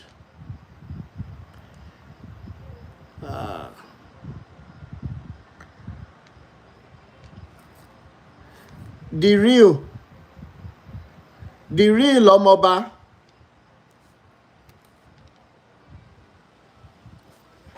The real Omoba. I think gbọ́ yín sìn. Yes, sir. Èmi náà fẹ́ share experience kan ni. Oh yes, sáré bá wa share sir, ń gbọ́ yín. I would not like to take time at all. Okay, sir. Like few years ago, Yes, sir. mo jẹ́ branch manager fún àwọn banks tó máa yáyàn lówó yẹn. Okay. So, Edemo, and this happened in Ibadan, to Okay. be precise. Okay. Ó wá ní ìyàwó alàgbà kan nìbàdàn yẹn tó gba owó lọ́wọ́ mi. No, let me start from this place. Wọ́n wá sí ọ́fíìsì wa, and I happen to be the manager. Wọ́n ní wọ́n máa ṣe with the normal process, a máa kọ́ ṣe verifications. Okay. Yeah. Ká tó lè fún wọn lówó. Fortunately for the woman, wọ́n ní shop síwájú church wọn. Church yẹn wà lórí àpáta báyìí. I don't want to mention the name and I don't want to mention Ibadan. I don't want to mention the street rather. So, wọ́n ní church yẹn wà lórí àpáta.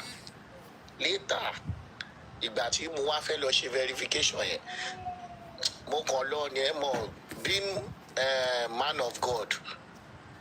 Tí mo ti wò pé ìyá àjọ, mo kàn ṣe verification yẹn I didn't go deeper. Secondly, mo ti rí money shop.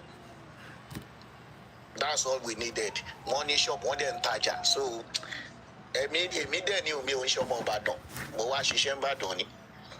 So, mo kàn ṣe verification yẹn mi ò go deep.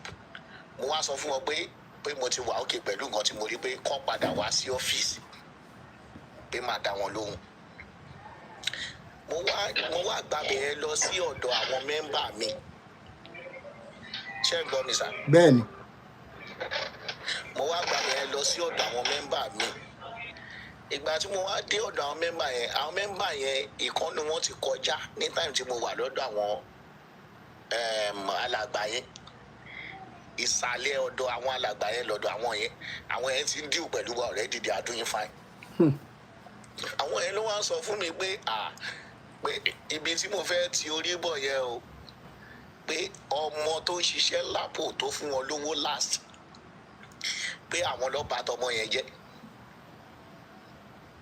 pé ọmọ yẹn wà ní gbági níbi tó ti ń ti wheelbarrow sí. Ah.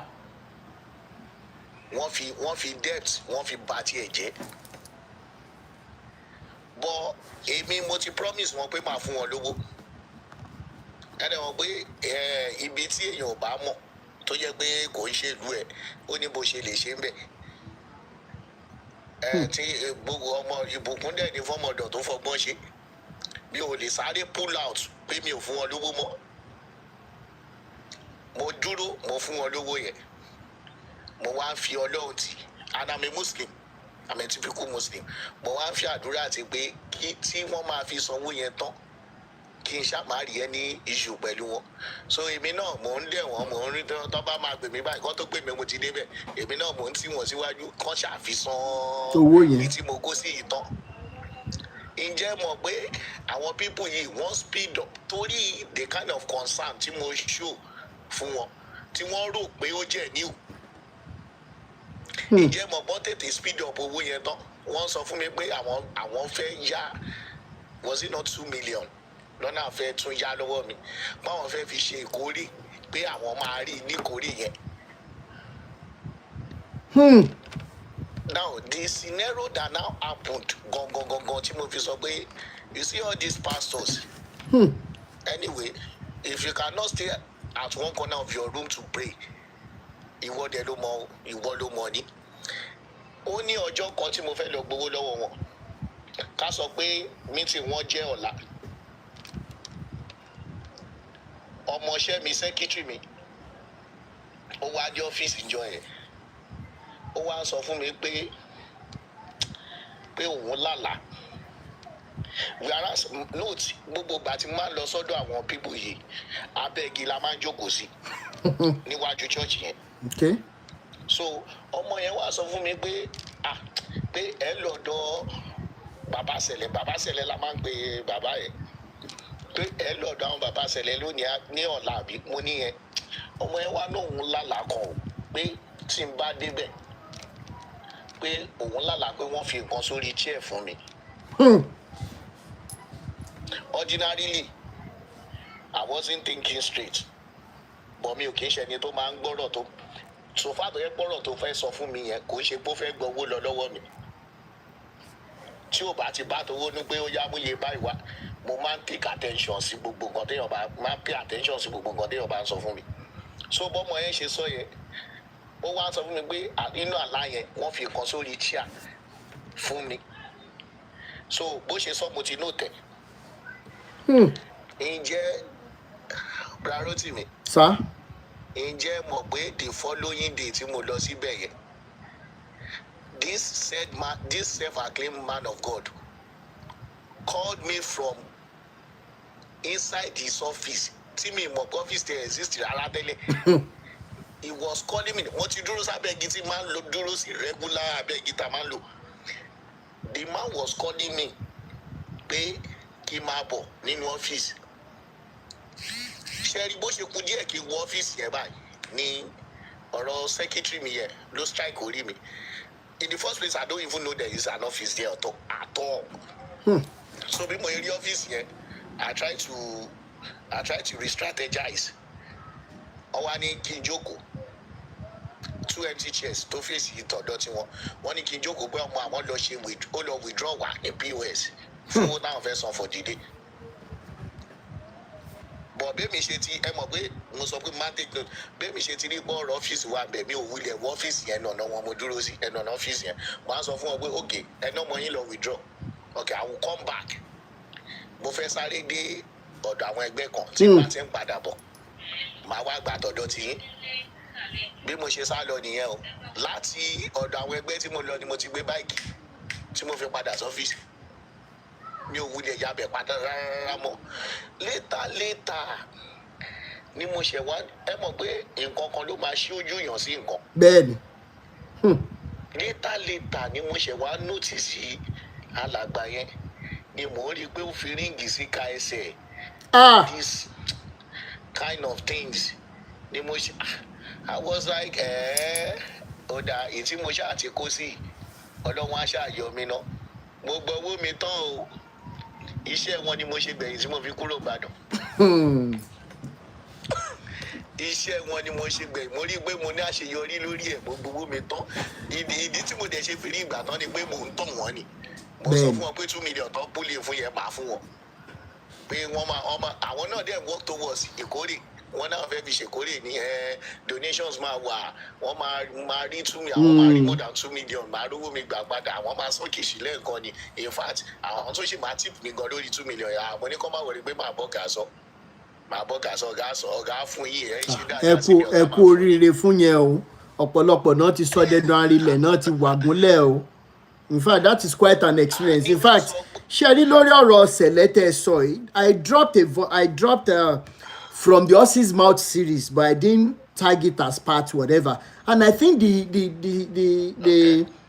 the sound didn't go really viral because people were not sure of what was happening. Actually, ẹni tó fún mi ní voice note yẹn was or is someone tó mọ àwọn sẹ̀lẹ̀ wòlíì dáadáa. Now, he said without fear, without any reservation in that voice note, I don't know how many people saw it, maybe I should pin it later. He said, and I quote that, when you see these women flocking into Sele, it may not be all of them, but he said a very large number of these ladies, once they enter the church, whether they are housewives or they are Olomoge, Adelebo or Abileko, irrespective of their class, that all these yeye men, tẹ́ẹ̀rí tó ń wọ aṣọ wèrè káàkiri tó ń pè lájọ tẹ̀lé yìí, wọ́n ti máa fojú sọ fúnra pé ìwọ ló máa lọ bá, ìwọ ló máa. At times gan, wọ́n náà máa ń gbé wọn fúnra wọn. I have a friend here tó yẹ pé iṣẹ́ ẹsẹ̀lẹ̀ mo sì máa tú àṣírí wòlíì yẹn tó lọ́dọ̀ ti lọ ní church sí area àbìkan ní Ṣàngó ń sìn. Oh my God. Ó ti this tagging is too much. Oh my God.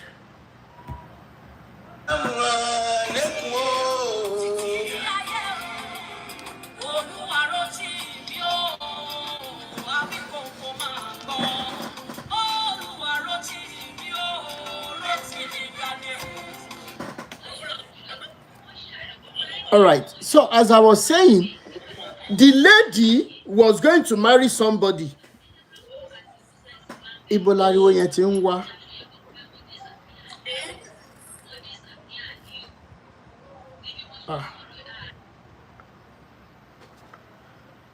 So anyways, the lady was dating a guy and they had decided they would marry each other. The guy's sister, I'm saying this to you ladies, the guy's sister now told him, or now told her, where is that noise coming from? The guy's sister now told her to go to one celle to go and pray whether herself and the guy were compatible. That was where the lady entered one chance. It was so serious that the same man, the same prophet that was supposed to be praying for her, nearly I knew all this messy land kini. You don't even know what is happening. When we're saying it, like somebody, a good for nothing entity guy said something and said, you are fighting people. On you go, yeah, right. You want to feel like data. Koko love you register for English 101. The Hack Crypto Academy. If you're looking for popularity, if you're looking for attention, it is not on my page. The Hack Crypto Academy. Please, friends and family members on YouTube, let me respond to this guy. Now you said you are fighting people that has, instead of that have 100,000 plus members at a single service with your 77 live stream members. And I want to tell you, using wisdom, even the Jesus they are preaching says that if he has 99 sheep intact or 100 and one is missing, that he will leave that 99, then go to outside to go and look for that one. So the Hack Crypto Academy, to the back to the monton she, okay? To a petty shafo from Bemunia, to a people young will be a map pass on lori, You will not be on my page and be throwing tantrums. You should have had time to what buy. Kì í ṣe èèyàn tí ó worú wọ sùsùsù báyìí tí ó akẹ́dẹ̀ wẹ̀ bíi pé kí ni. If they have 100,000 members, how many of those members are living worthy lives? That is the question you should be asking. That is number one. Then number two, tó bá ní ọpọlọ tí ì ṣe pé bóyá o kàn fẹ́ ṣí èrè lásán. The things we are talking about with our 77 members, are they true or not? Because they will just send you out with 2,000, 3,000. When the likes of these pastors call you, come on, this guy is already having live video again. Go and disturb him. Then you can let 2,000, 3,000.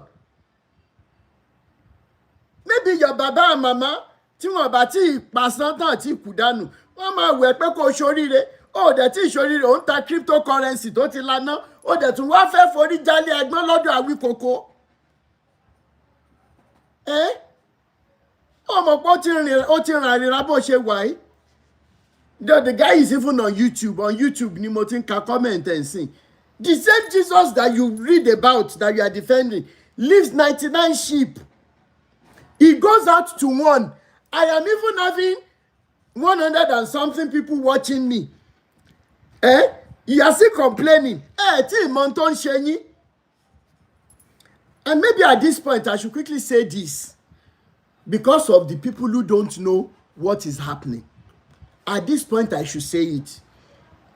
About 2 years ago, when they blocked my last Facebook profile, some of you who, in fact, about a few days ago or a few weeks ago, some people found my Timmy Daniels profile again. And they were like, they've been looking for me on Facebook, that they didn't see me.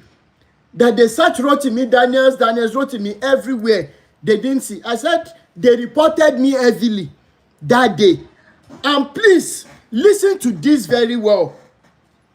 Some of you have been getting it twisted. Don't get it twisted.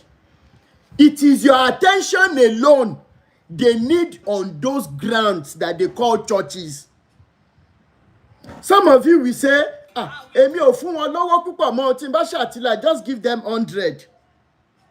I just give them 100 naira, I just give them 50 naira. Even the 50 naira, 100 naira, please, you have to stop it. If you are not strong enough to stop going.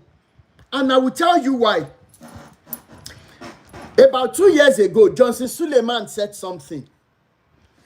Arrogantly said, do you guys think that it is your money they use in buying private jets? How many of you saw that video? So that it won't be as if I am just talking rubbish. He said, and I quote, you think it is your money we are using to buy private jets? Do you know how much they sell private jets? And he said that. I didn't take the word seriously. So 2 years ago, I was driving to work. I was speaking with a friend of mine. The guy is in Ibadan. Then, we were talking. I was driving to work. All of a sudden, I just hear it. So I go and talk on this thing. I just told my friend, I said, today. And because he understands what I do, he said, okay, bye, I'll talk to you later. So I got to the parking lot. I had about 35 minutes to resume, to clock in. So I quickly went on my Facebook, boom, live. And then I was always having, people, followers were so many on that page. So immediately I started, it was already running. I said, guys, come. You see, this is your money. I will tell you a fact today, what these people do with your money. How many of you remember the woman they arrested around Ibadan that would take people's money? She was collecting arms. People would give her money and everything. So some people were tracing her. She would park her car far away. She would dress started, come to the market, asking people for money to eat. Now, she was doing that. Some people were watching her. Only for her to be apprehended. They now arrested her. They did that. They now started interviewing and said, how can you have 4 houses? What are you still doing with people's money? You have 4 beautiful, you have lovely cars. The 2 children she had were abroad, schooling. Then I said, how much do people give you? How do you come about this money? Then she said, ẹjọ́ ẹ ṣe mí jẹ́jẹ́ o. Ẹjọ́ ẹ ṣe mí jẹ́jẹ́ mà jẹ́wọ́. If you remember that voice note, she was saying, the person interviewed, we said, sorrow. Then she was spilling everything.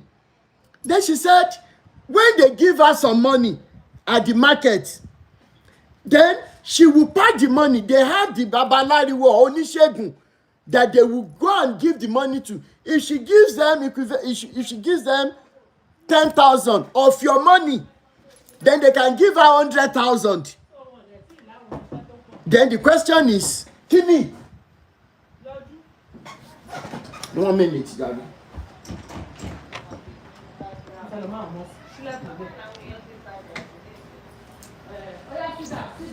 So sorry about that. So she will give the oníṣègùn or babalawo or adáhunṣe whatever.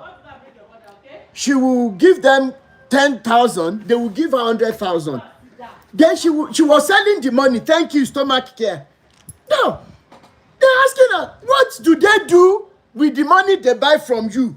She said some things, and of course we already know. They use the money to send your creator or your Ebele Dani, because there's a way she said it. One ranyisha loju, you'll be sleeping. And that is what the girl said. That the pastor in Ibadan, that he shared that. Thank you so much, Randy Morgan. One man shared that yinsha. And yama so ema wa jara ma wa royin. Like biri sope. So you'll be wondering, some of you even dream dreams. Now, that is the same thing that these pastors are doing.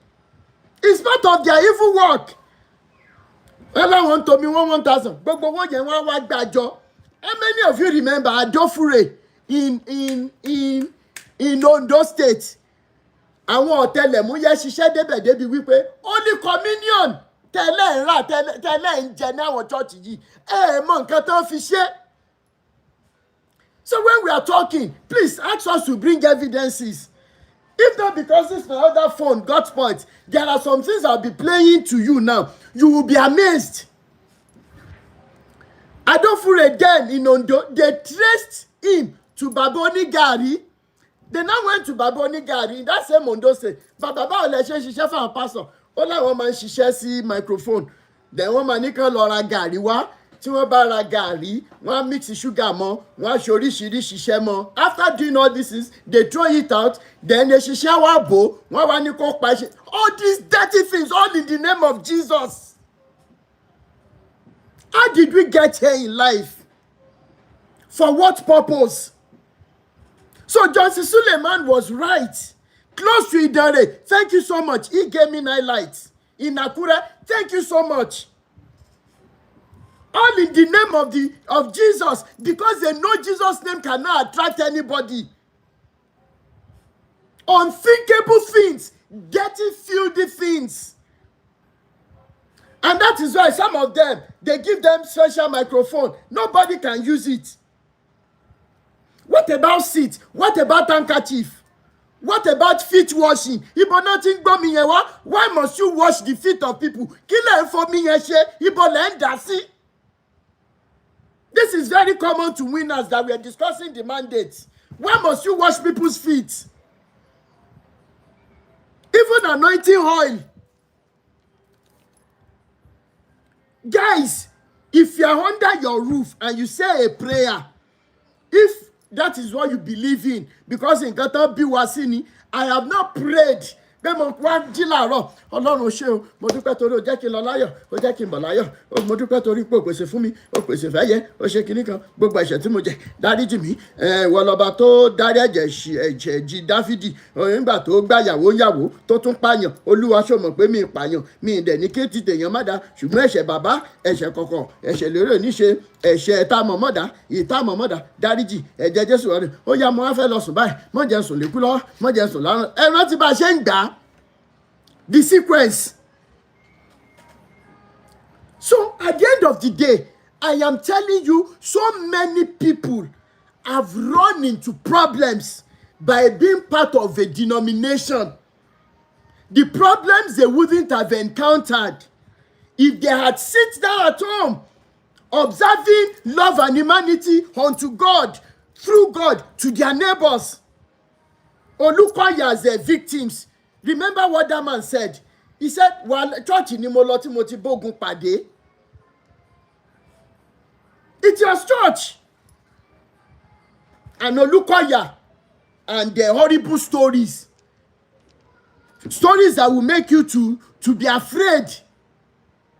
Himself and those stories are 5 and 6. It doesn't end. How does Olukoya know how they operate in the evil world if he's not part of them? That is the question I'm asking today.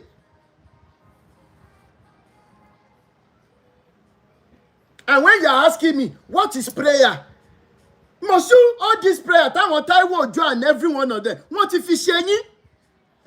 And you are going to all of these prayers, okay?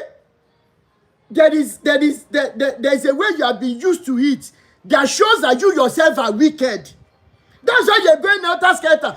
Once we finish this program now, the one you will go and join is already waiting.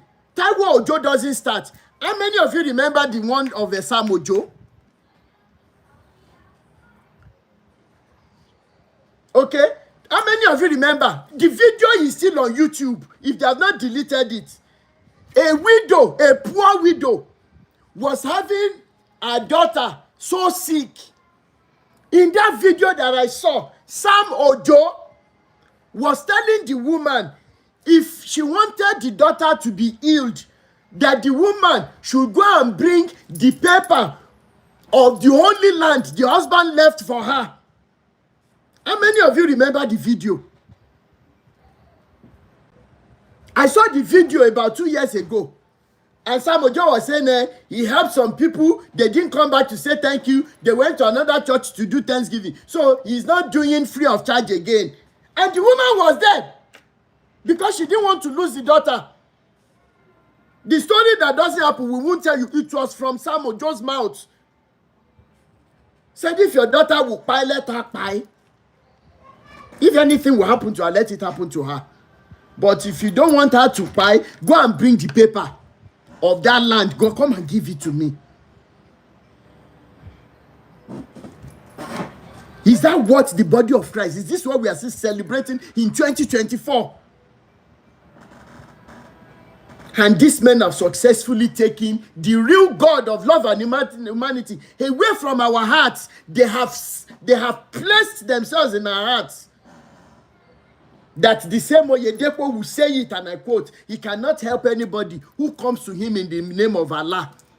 And he's still having members today. Members who came from Muslim background. Who are still having Muslim parents, Muslim cousins, Muslim aunts, Muslim uncles.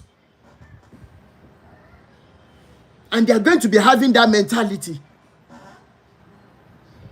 Then how can we keep quiet?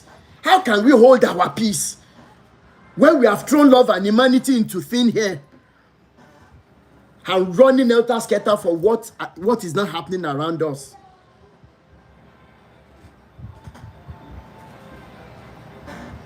So at the end of the day, what have they brought? Apart from wickedness, apart from disarray in the family, how many homes are broken today because of these men? How many? How many homes are broken? How many children are roaming the streets because of the wickedness of these people?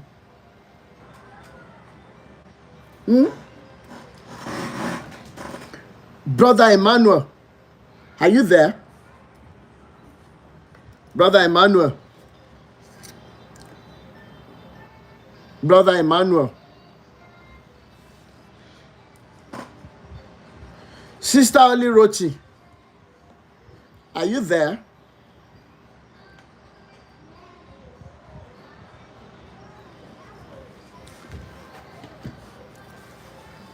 Is it the network or what?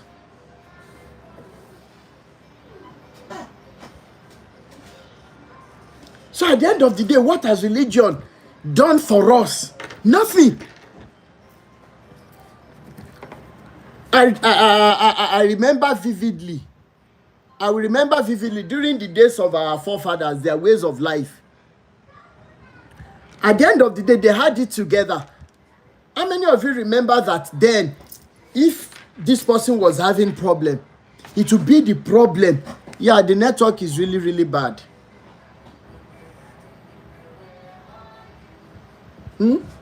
So at the end of the day, during the days of our forefathers, before they imposed religion on them, they were happy, they were loving people. You know, these people will not say their God is trying is telling them to go and do this and convince some people. Their God here is telling them to go and, no. Irrespective of whatever you believe in, love and humanity was order of the day. And I just want to witness that day again, where they will put firewood, they will put them down, they use stone to signify how much they will sell it. Fruits, farm produce, pots, clothing materials, beads, everything they were using then. And nobody will steal it. Then immediately they brought the Bible. No, don't worry, do it. Jesus will forgive you. So they used the ideology of Jesus to destroy our true living. I stand to be corrected.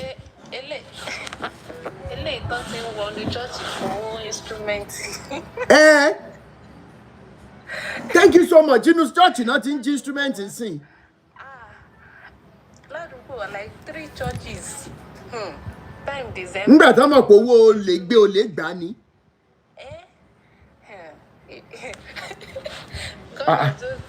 Isaac Owóẹ̀yẹ, another pastor, CAC Decent. Ó gba ilẹ̀ olófẹ́ ra. You said you wanted Isaac Owóẹ̀yẹ. I'm even supposed to run his story. You collected, you told a widow, tó lọ́mọ tó ń tọ́jú. You told this woman that you were going to buy the property the husband let off sílẹ̀ the church. You were going to buy it for 1 million because the woman was in pain, was in need then. Then what happened? Only for you to give them maybe 250,000 or 300,000. Kele náà ló san kò san lẹ́ẹ̀kan náà o.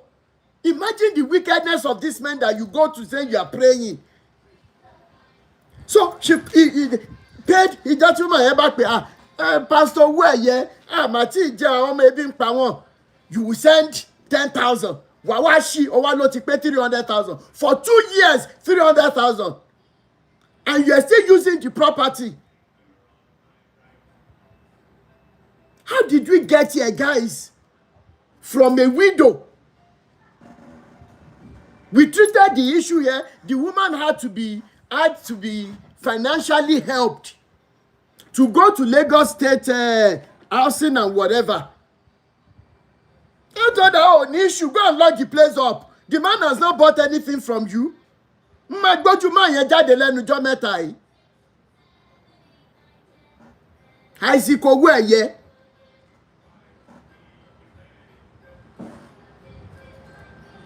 How did we get here? How? And when you are saying prayer, Rotimi aṣáà máa pray náà ni, Hawi koko àdúrà aṣáà máa ń gbà ni, ẹ fún mi evidence ibi tàdúrà ti ń gbà. Tó bá ipá àdúrà ń gbà, immediately tó bá gbà tán ló yẹ kó ṣẹlẹ̀. So at the end of the day, if you read Daniel chapter 3, Prince of Kingdom of Persia, he said Prince of Kingdom of Persia, a whole God, biblical God Almighty, was sending requests, was sending answers to your request.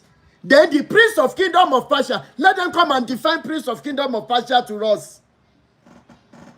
That Prince of Kingdom of Persia started fighting, started hindering the answer from getting to Daniel. These are the stories we sit down to read, and our children are asking questions. How can the Almighty biblical God send something? The same God will say, and fire goes before God to destroy his enemies. Then he sent answers to the request of Daniel, the Prince of Kingdom of Persia. Who is Prince of Kingdom of Persia? Where did he come from? That he was fighting the angel. Then it was not God that now sent angel Michael to go and fight.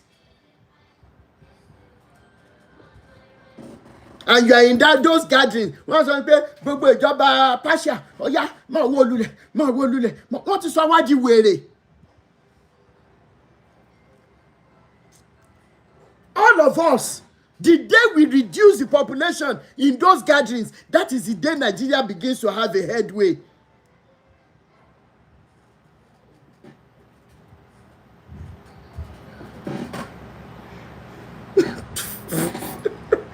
We have to rise up.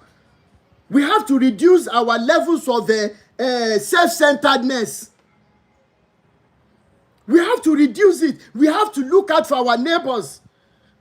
In looking out for our neighbors, we will then begin to look out for our own children and coming generation. And that is my agitations. That is the reason for my agitation. They don't want this network to be stable. Let me see whether I can bring on this person.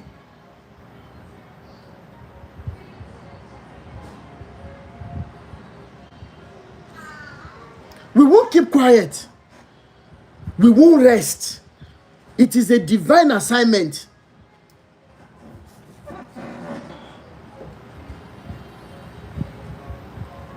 So many people cannot come out to talk because they are afraid that the same pastor that they want to expose might send hired assassin to them. Yet they are going to the church. The same people that are always coming to warn me in my inbox. Can you imagine that level of hypocrisy? You can imagine somebody comes to me and say, Awi Koko, you are trying, no? Elédùmarè a máa ràn yín lọ́wọ́, Ọlọ́run túbọ̀ máa fún yín ṣe, ẹ jọ̀ọ́ ẹ má stop o, ṣùgbọ́n ẹ rọra o. Ẹ jọ̀ọ́ mà, kí lẹ ní kí n rọra fún? You know that these men, they are wicked, they are this, they are that. Tí n bá pè wọ́n jọ́ Sunday, church ẹni yẹn ni màá ti bá wọn, ẹni tó wicked. So where do we go from here? Where do we go from here? That somebody wrote a book to hinder harassment and intimidation. Yet that is what you are doing as a man. Then such a man, should we begin to ask questions on how he treats his wife at home? You want him a man now?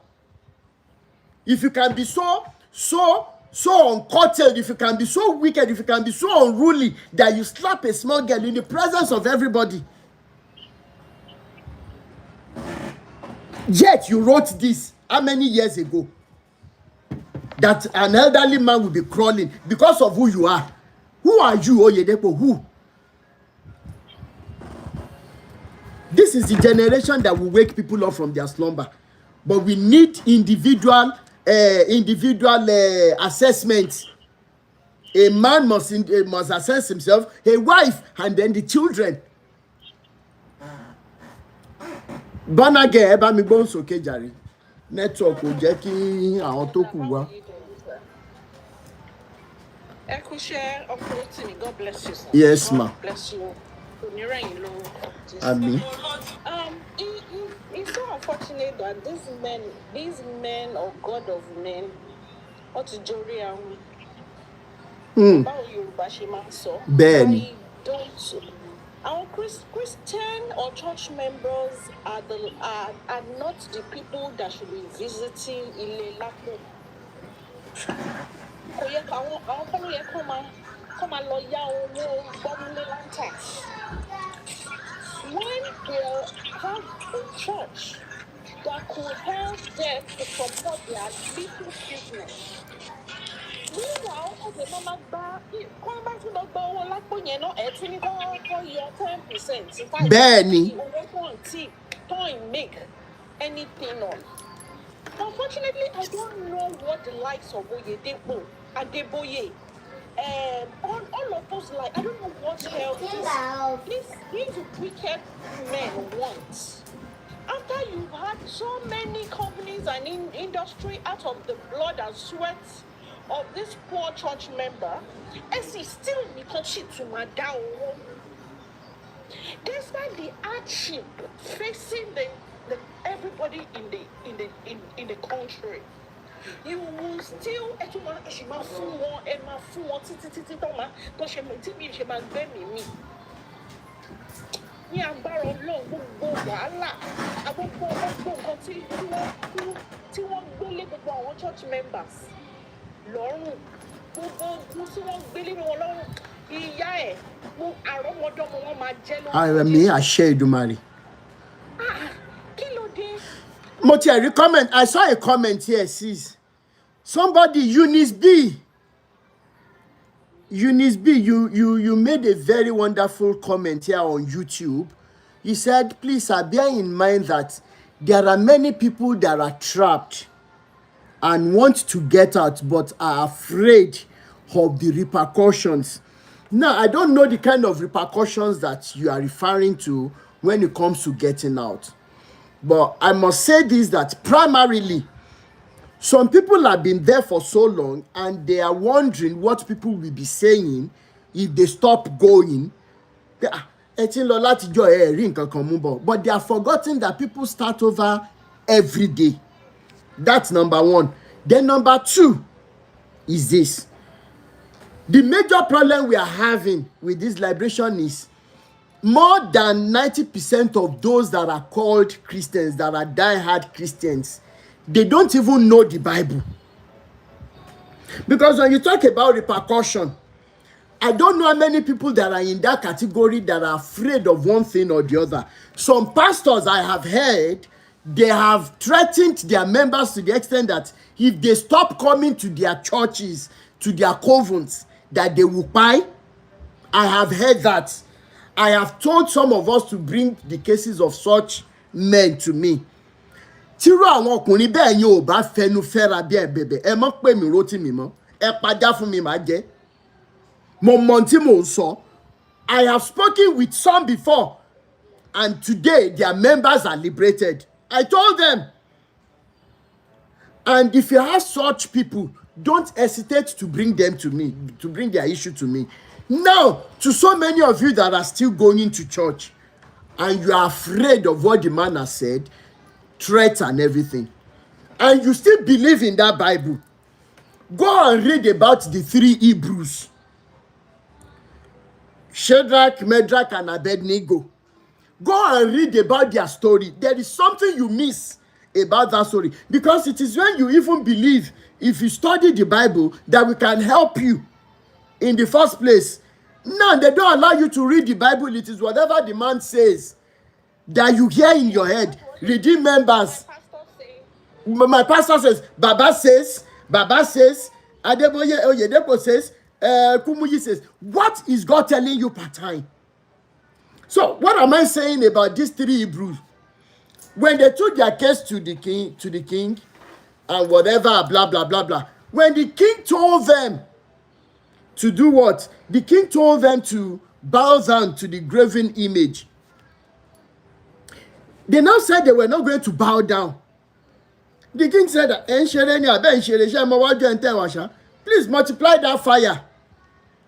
Multiply the temple of that fire. So at the end of the day, they did. They said, you three Hebrew, they will blast this, they will ring the bell again. Make sure you bow down. They now respond to the king. They say, hear, O ye king, that we will not bow down to any graven image. And if you like, increase the temple of the fire. We are not going to bow down because we have one God who is strong and able to rescue us from this fire. But it didn't stop there. For the people that are afraid of repercussions now, even if they have threatened you with death, oh my God, Ibo la yanini wa ayanini. When they say courage and fearlessness, Ibo lo wa. Pé ìwọ ẹlẹ́ran ara èèyàn ìwọ Adébóyè ń threaten ìwà pé tá bá wá camp, we will regret it. Who are you? So the three Hebrew guys, they now told the king, Ayola, please let me mute.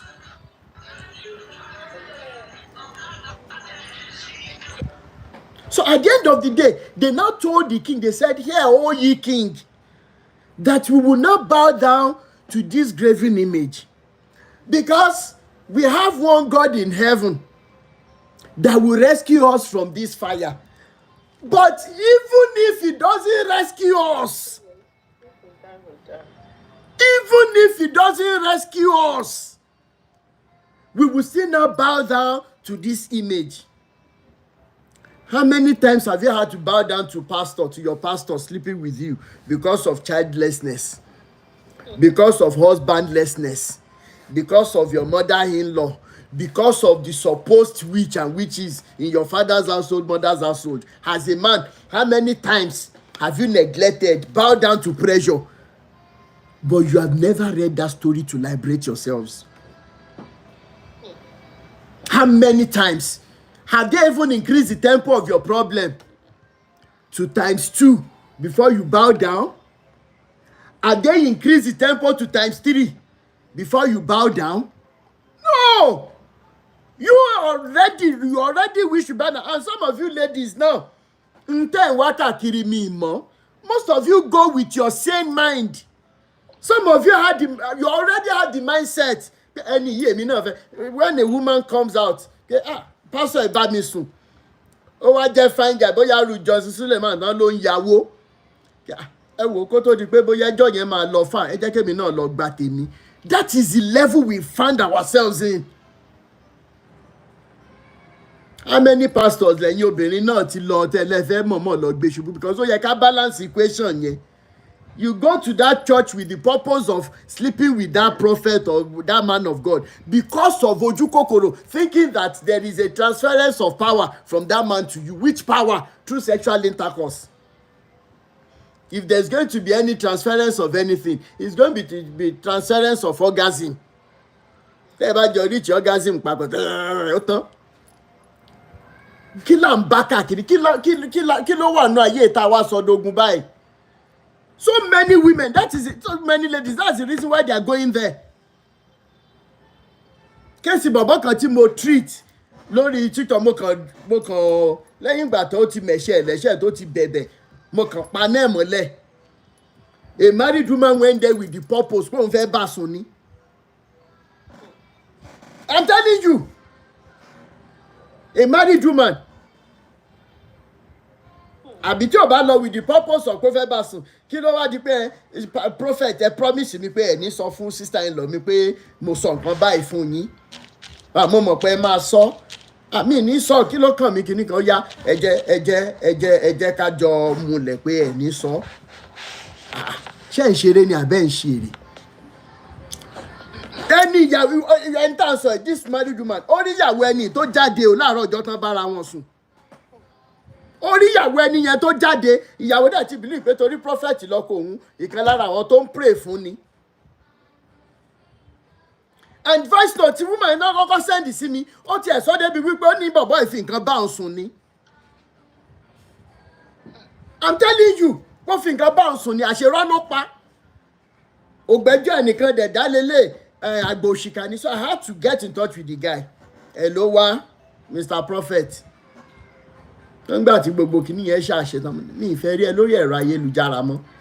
Ìjọ tí n bá ti bá ẹ pàdé, gbogbo fídíò àti voice note yẹn ṣì wà lọ́wọ́ mi. Kì í dẹ́ ṣe yẹn nìkan, ọkọ woman yẹn gan máa gbọ́ torí wọ́n máa gbé ẹ. That was how we sorted it. Mi ìdẹ̀ rí mọ́lò tó dẹ̀ hid. Tó bá tó wá jẹ́ kírú ẹ̀ ṣẹlẹ̀ lọ́wọ́ ẹ̀ tán tó lọ mi sékìlì mẹ́jọ ẹ̀ wá sọ́dọ̀ mi tí ẹ ti bàjẹ́. So ẹ jẹ́ ká balance, kí là ń wá káàkiri? What is that problem? Let's dialogue. What is that problem? Hey, Mr. Rotimi, you have never been in any problem before. That is why you are talking like that. Tó bá ń gbọ́ embodiment of problem growing up, èmi ni. Have you ever gotten to a level where ẹni tó sanwó school ẹ̀ rí as a friend tó wẹ̀ lójú korojú báyìí? I was, Sister Bonaga, I was in front of the student I was teaching that day. That was 2010 or 11. And because I was real with chalk, the phone I was using there, Nokia something, tó pẹlẹ báyìí, tó kéré, ó wọ́n gbà yẹn. So bí ìfẹ́ fọwọ́ chalk kan, and I told one of the students to answer the call and put it on speaker. Kán dẹ̀ má pariwo. And it was my friend. I said, Ade, you didn't call me when you call me again for your wedding. Do you know what my friend told me? He said, bàbá bí mo ṣe rí ẹnjọ́ yẹn mi rí pé mo rí wípé o lè má láṣọ tó lè wọ̀ wá wedding mi. Are you kidding? I'm telling you the truth. That was how wretched I was. because ó ṣiṣẹ́ pẹ̀lú telecommunication gbà yẹn ó ti di big boy.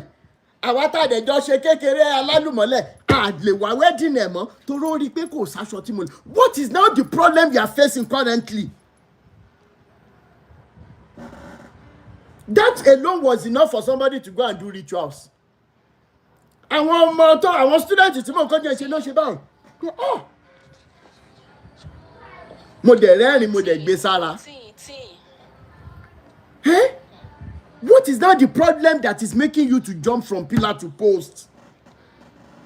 Lówó oúnjẹ ṣùgbọ́n tó bá ti di pé kó lọ fáwọn program Ọdẹ́kúnlé Epaphras and co, you must go and borrow money.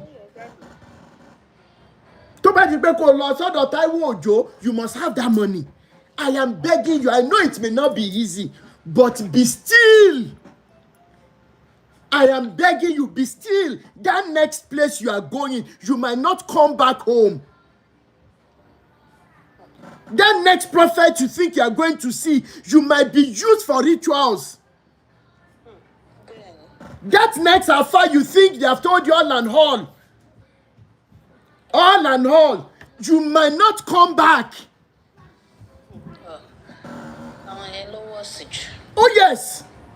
Ibi tó ń lọ yóò lè má délé pé tó bá máa délé rárá. I am begging you, be still. And I will beg our fathers, ẹ jọ̀ọ́ nítorí Ọlọ́run, gbogbo ẹ̀yin tẹ́ níyàwó ńlé bóyá ẹ ṣẹ̀ṣẹ̀ gbéyàwó kò tí ì ju 3, 4, 5 years lọ, ìyàwó ò tí ì bímọ, mo ń bẹ̀ wá, I'm begging and pleading, don't do things that will force this woman out. Yes. I am begging us. Ọmọ kan ló mú gbéyàwó dùn. It is companionship and friendliness. I'm telling you, tó bá ipá ọmọ ló mú gbéyàwó dùn, ṣé tó bímọ méjì mẹ́ta mẹ́rin ṣé máa fira wọn lẹ̀ ni? There is more to life, there is more to marriage than having children. If you like, accept it. If you like, don't accept it. Ọmọ lèrè gbéyàwó, kìíní kan. Tọ́lọ́ bá lóhun òṣè kò ṣe nìyẹn, lè mú sí. So many housewives lẹ́nìí, wọ́n wà ní abẹ́ wòlíì àtún máa sọ fún wọn pé àwọn náà máa rent hotel, náà máa sanwó hotel tá ń gbé wọn lọ láti lọ ṣe eré ọmọ. I'm telling you. I'm begging us as men, if you are married, I am begging you. Tó bá di ọ̀rọ̀ ọlọ́mọdé, give your wife listening ears. Don't let them go and jump in the hands of fake pastors and prophets and afar. I am begging you. Àwọn àfáà yẹn tiẹ̀ ní ó ní òrùka àmúdó lọ́wọ́. Wọ́n ní o. Tó bá ti gbọ́ obìnrin mú báyìí. Ó ní kan tó ṣe lẹ́kọ̀ọ́ ń bẹ̀ yẹn, àfáà tó popular ni. I am telling you, the woman said that she was there. Òun ò mọ tó ṣẹlẹ̀, so àfáà ní kò ń kúnlẹ̀ kó ọmọ pray. The next thing, ó dẹ̀ fa aṣọ ẹ̀ sókè. Ó dẹ̀ kí nǹkan bọ̀ lára. Ó lóun wá ń sunkún. Wàhálà táwọn máa darí hun tá a fira wá sí nìyẹn. The only reason why this woman doesn't want us to call this big affair is because of the husband. The husband must not know. The husband must not know. And do you know what? Unfortunately, this is pé ká máa bo wọn láṣìírí yìí gan ló ṣe ń jẹ́ kó máa tún máa gbilẹ̀. Ẹ̀rù ni. I'm serious. Ẹ jẹ́ kí n mọ̀ ń bọ̀. Wọ́n bá mi fà gan lénìí o. Àwọn flaggers wọ́n bá mi fà gan lénìí o.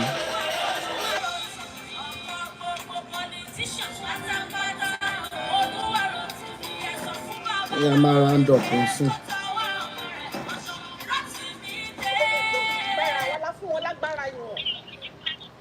All the followers are following them.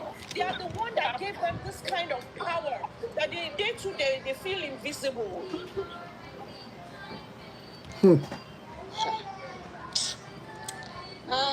Nítorí ẹ̀ ni mo ṣe ń pray wípé kára wọn people that will not care for anything but to expose this sheep in wolves in sheep clothing.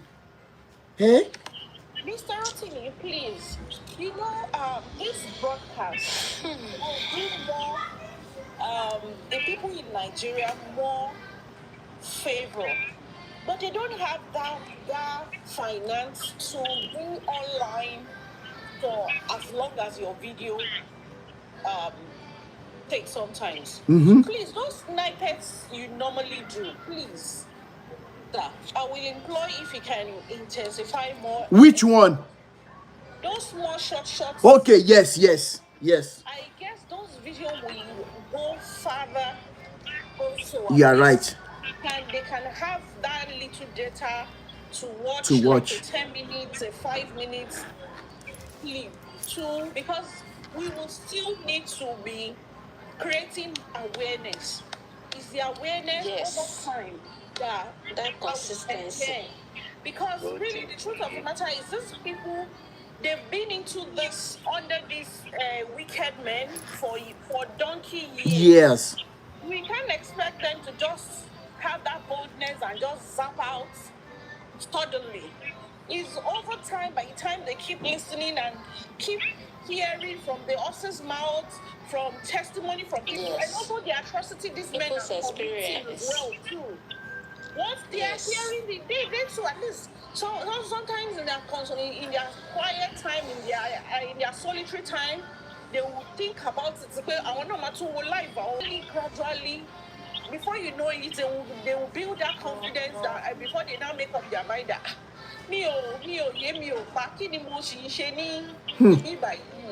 and I pray that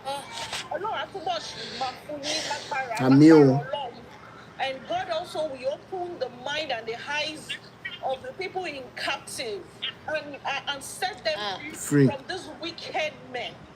Because I'm serious, I don't know somebody who has gold license to mine gold, somebody who has oil well license that has a lot of investment. I don't know what else you now want again that you're still saying a pepper seller, a tomato seller.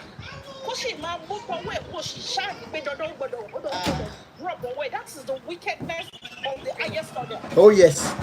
Yes. We are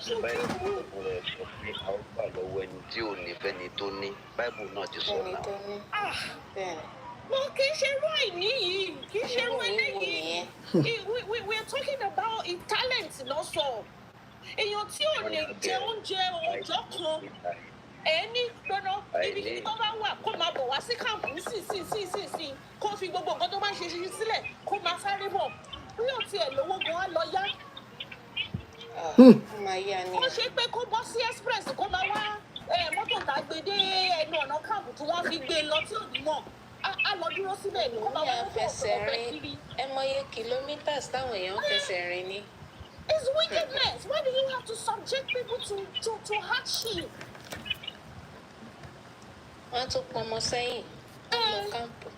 Nínú oòrùn, nínú òjò. Nínú ìṣẹ́, nínú làálàá, àwọn tó ń jẹun, ọmọ náà gbé pọ̀ngàn ò jẹun. You will see some of them.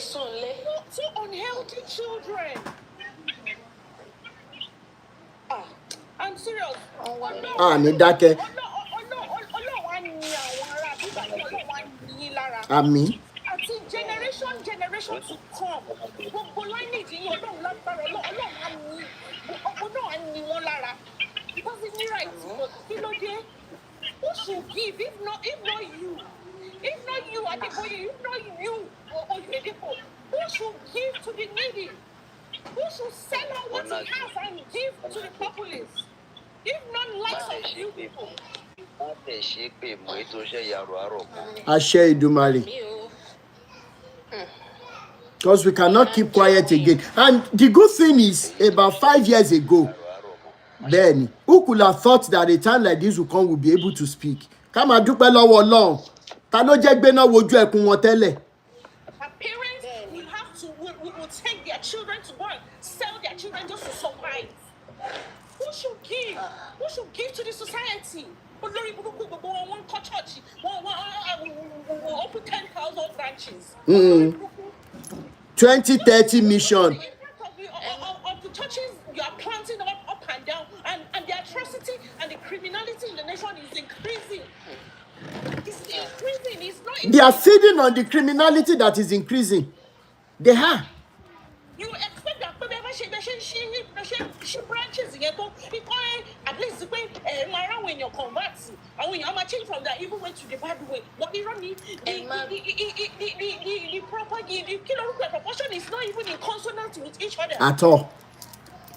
Èmi ti réyàn tó wá bá mi fún pé àwọn ọmọ òun wọn ì tí ì jẹun pé àwọn ọmọ yìí wọn ì jẹun kìnnìkan mo dẹ̀ fún ní nǹkan tí mo. Could you believe pé this woman is still complaining about owó harvest? Pé àwọn fẹ́ dá wa wọ́n ní ṣé inú tẹ́ ẹ tí ì jẹun tẹ́ bá ṣe wá rí owó harvest nísìnyí ẹ máa kó lọ sí church àbáwọn ọmọ yìí tẹ́bi ń pa ń lé. Àwọn so. Wọ́n ti kó báwọn èèyàn wa gan àrùn ọ̀pọ̀lọpọ̀ Nàìjíríà o. Àwọn tó má di pọ̀ o. Unfortunately, the level of poverty and serious. What is that? No critical, no ability to critically think. Think again. That's the point. People are no longer themselves. They live of their sense of reasoning. Reasoning pé mo tẹ̀lé lọ sóko mo lè gbin kíní báyìí o mo lè ṣe báyìí o kí n had 1 + 1 kó become 2 no tó bá tí ìjọba wá sọ́kọ̀ because wọ́n sọ pé 1 + 1 yẹn o 2 àbí 3 ni o 1 there is no they people cannot. Ẹ jẹ́ kí n sáré sọ nǹkan kan bí báyìí. Ẹ jẹ́ kí n sáré sọ nǹkan kan. Yes, I want to appreciate what Abel Damina is doing because ọmọ náà là ń rán síná. Ẹ jẹ́ kí n kọ́kọ́ sọ ilé.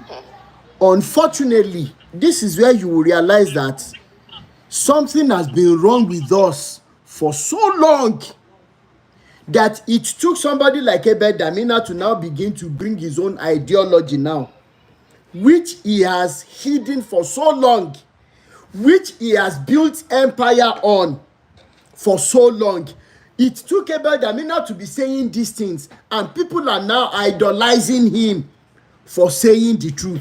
Does it mean that all these things that he's bringing from the Bible, that people have not been reading the Bible to even know for themselves, or what? And this is where you should know that religion until Shewagan, we have been badly dealt with. Now, Baba says that, do you know that even graduates, professors, they are still saying, imagining Adeboye seated like this, drinking tea with God, but in their mind, they are now picturing what God will look like in front of Adeboye. That OYEDEPO will say that in Abuja, that two people were walking, they now saw Winners Chapel paper. Then one of them now scratched his face on that paper. And the other person was saying, do you know that person? You don't know that is OYEDEPO? Kinika. All of a sudden, the guy went blind. How did we get here? Lori àwọn babo lori burúkú. How?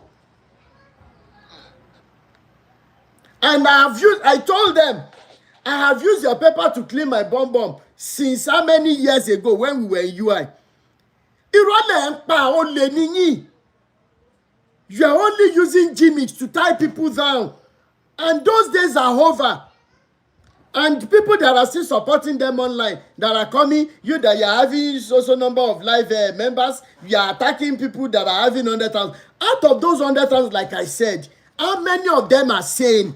And not a mental test if you want now. You got to share what you know. There are plenty.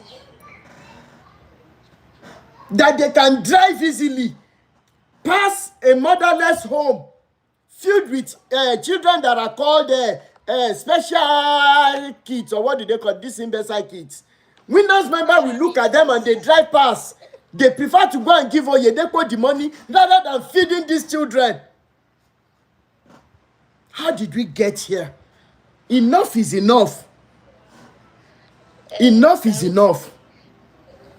One of the my experience when we were doing this workers in training. Yes. This question came up. Nípa on list àwọn kìíní ẹni. You pray for Baba Adeboye, you pray for the wife, you pray for Kiniko. Before you now pray for yourself. I was now wondering that is it part of the brainwashing? Of course. Ìyẹn wá lọ bẹ́ẹ̀. Lọ́wọ́ ní pé tight o Now, if you have somebody around that need money and you are bringing tithe to church, would you help that person? Or the man was like, you have to find another money to give that person and still bring that tithe to church. Only nǹkan kan ṣẹlẹ̀ nígbà kan, wọ́n ṣáà make reference, wọ́n ní ẹni yẹn ní pé part of the àwọn committee church order owó fún ní pé owó church owó service ọjọ́ yẹn tó bá di ọjọ́ kejì wọ́n máa lọ save sí bank. So wọ́n wá ní ẹni yẹn ní pé wá di àárọ̀ ọjọ́ Monday wọ́n ṣáà rí alert níbo lẹ́ni yìí wà kí nípa wọ́n ṣáà wà lọ ní máa ẹ wá ní ẹ pé níbo òun ló wá sunkún wá bọ̀ wọ́n pé ìyàwó ẹ̀ wà ní hospital pé ó nídìí assistant and all that pé òun wá sáré ya ní owó yẹn. Could you believe pé ó ní mi mọ nǹkan tó máa ń pe kíní ẹ̀ ó dì mú tù máa yìí ó fún ní suspension because he borrowed that his neighbor the money to go and do whatever. It's borrow. It's not like give. Oh no, but this money is from the people and is the money, so to say, God's money. Is enough to help people. And you know, I was not like, so all this. What we are saying, help each other, see church in preaching gone. It's not really. It's just camouflage. Camouflage. Ní dákẹ́. Mo Samuel, ẹ jẹ́ kí n gbé yín sókè. Mo Samuel, a máa bọ̀. Ẹ hàn mute kẹ́ sọ̀rọ̀. Mo Samuel.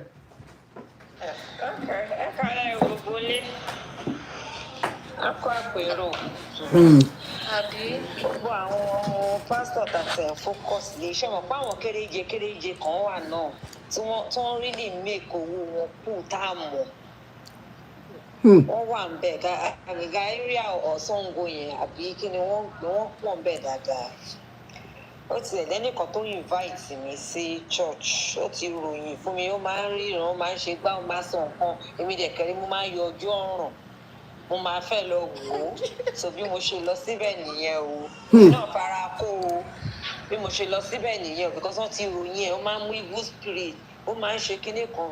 When I got to the film, mo ṣàjókòó, I think was on the Wednesday morning or so. Everywhere, full, everywhere, the streets and everything. I was just like, ní ọjọ́ Wednesday and gbogbo ẹ̀ mo ṣáà wọlé mo jókòó wọ́n ṣáà ń ṣe gbogbo ẹ̀ wọ́n ń ṣe gbá wọ́n ti ń kọrin wọ́n ṣe everything. I saw the guy, very young guy, boy, he's a boy. Saw the boy, he came.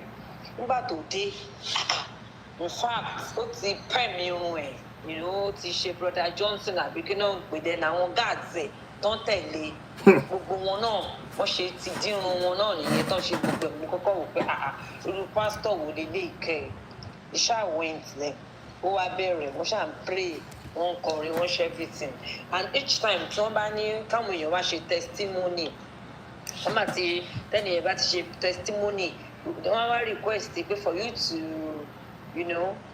make it a point of contact so that you too have your own testimony and all that.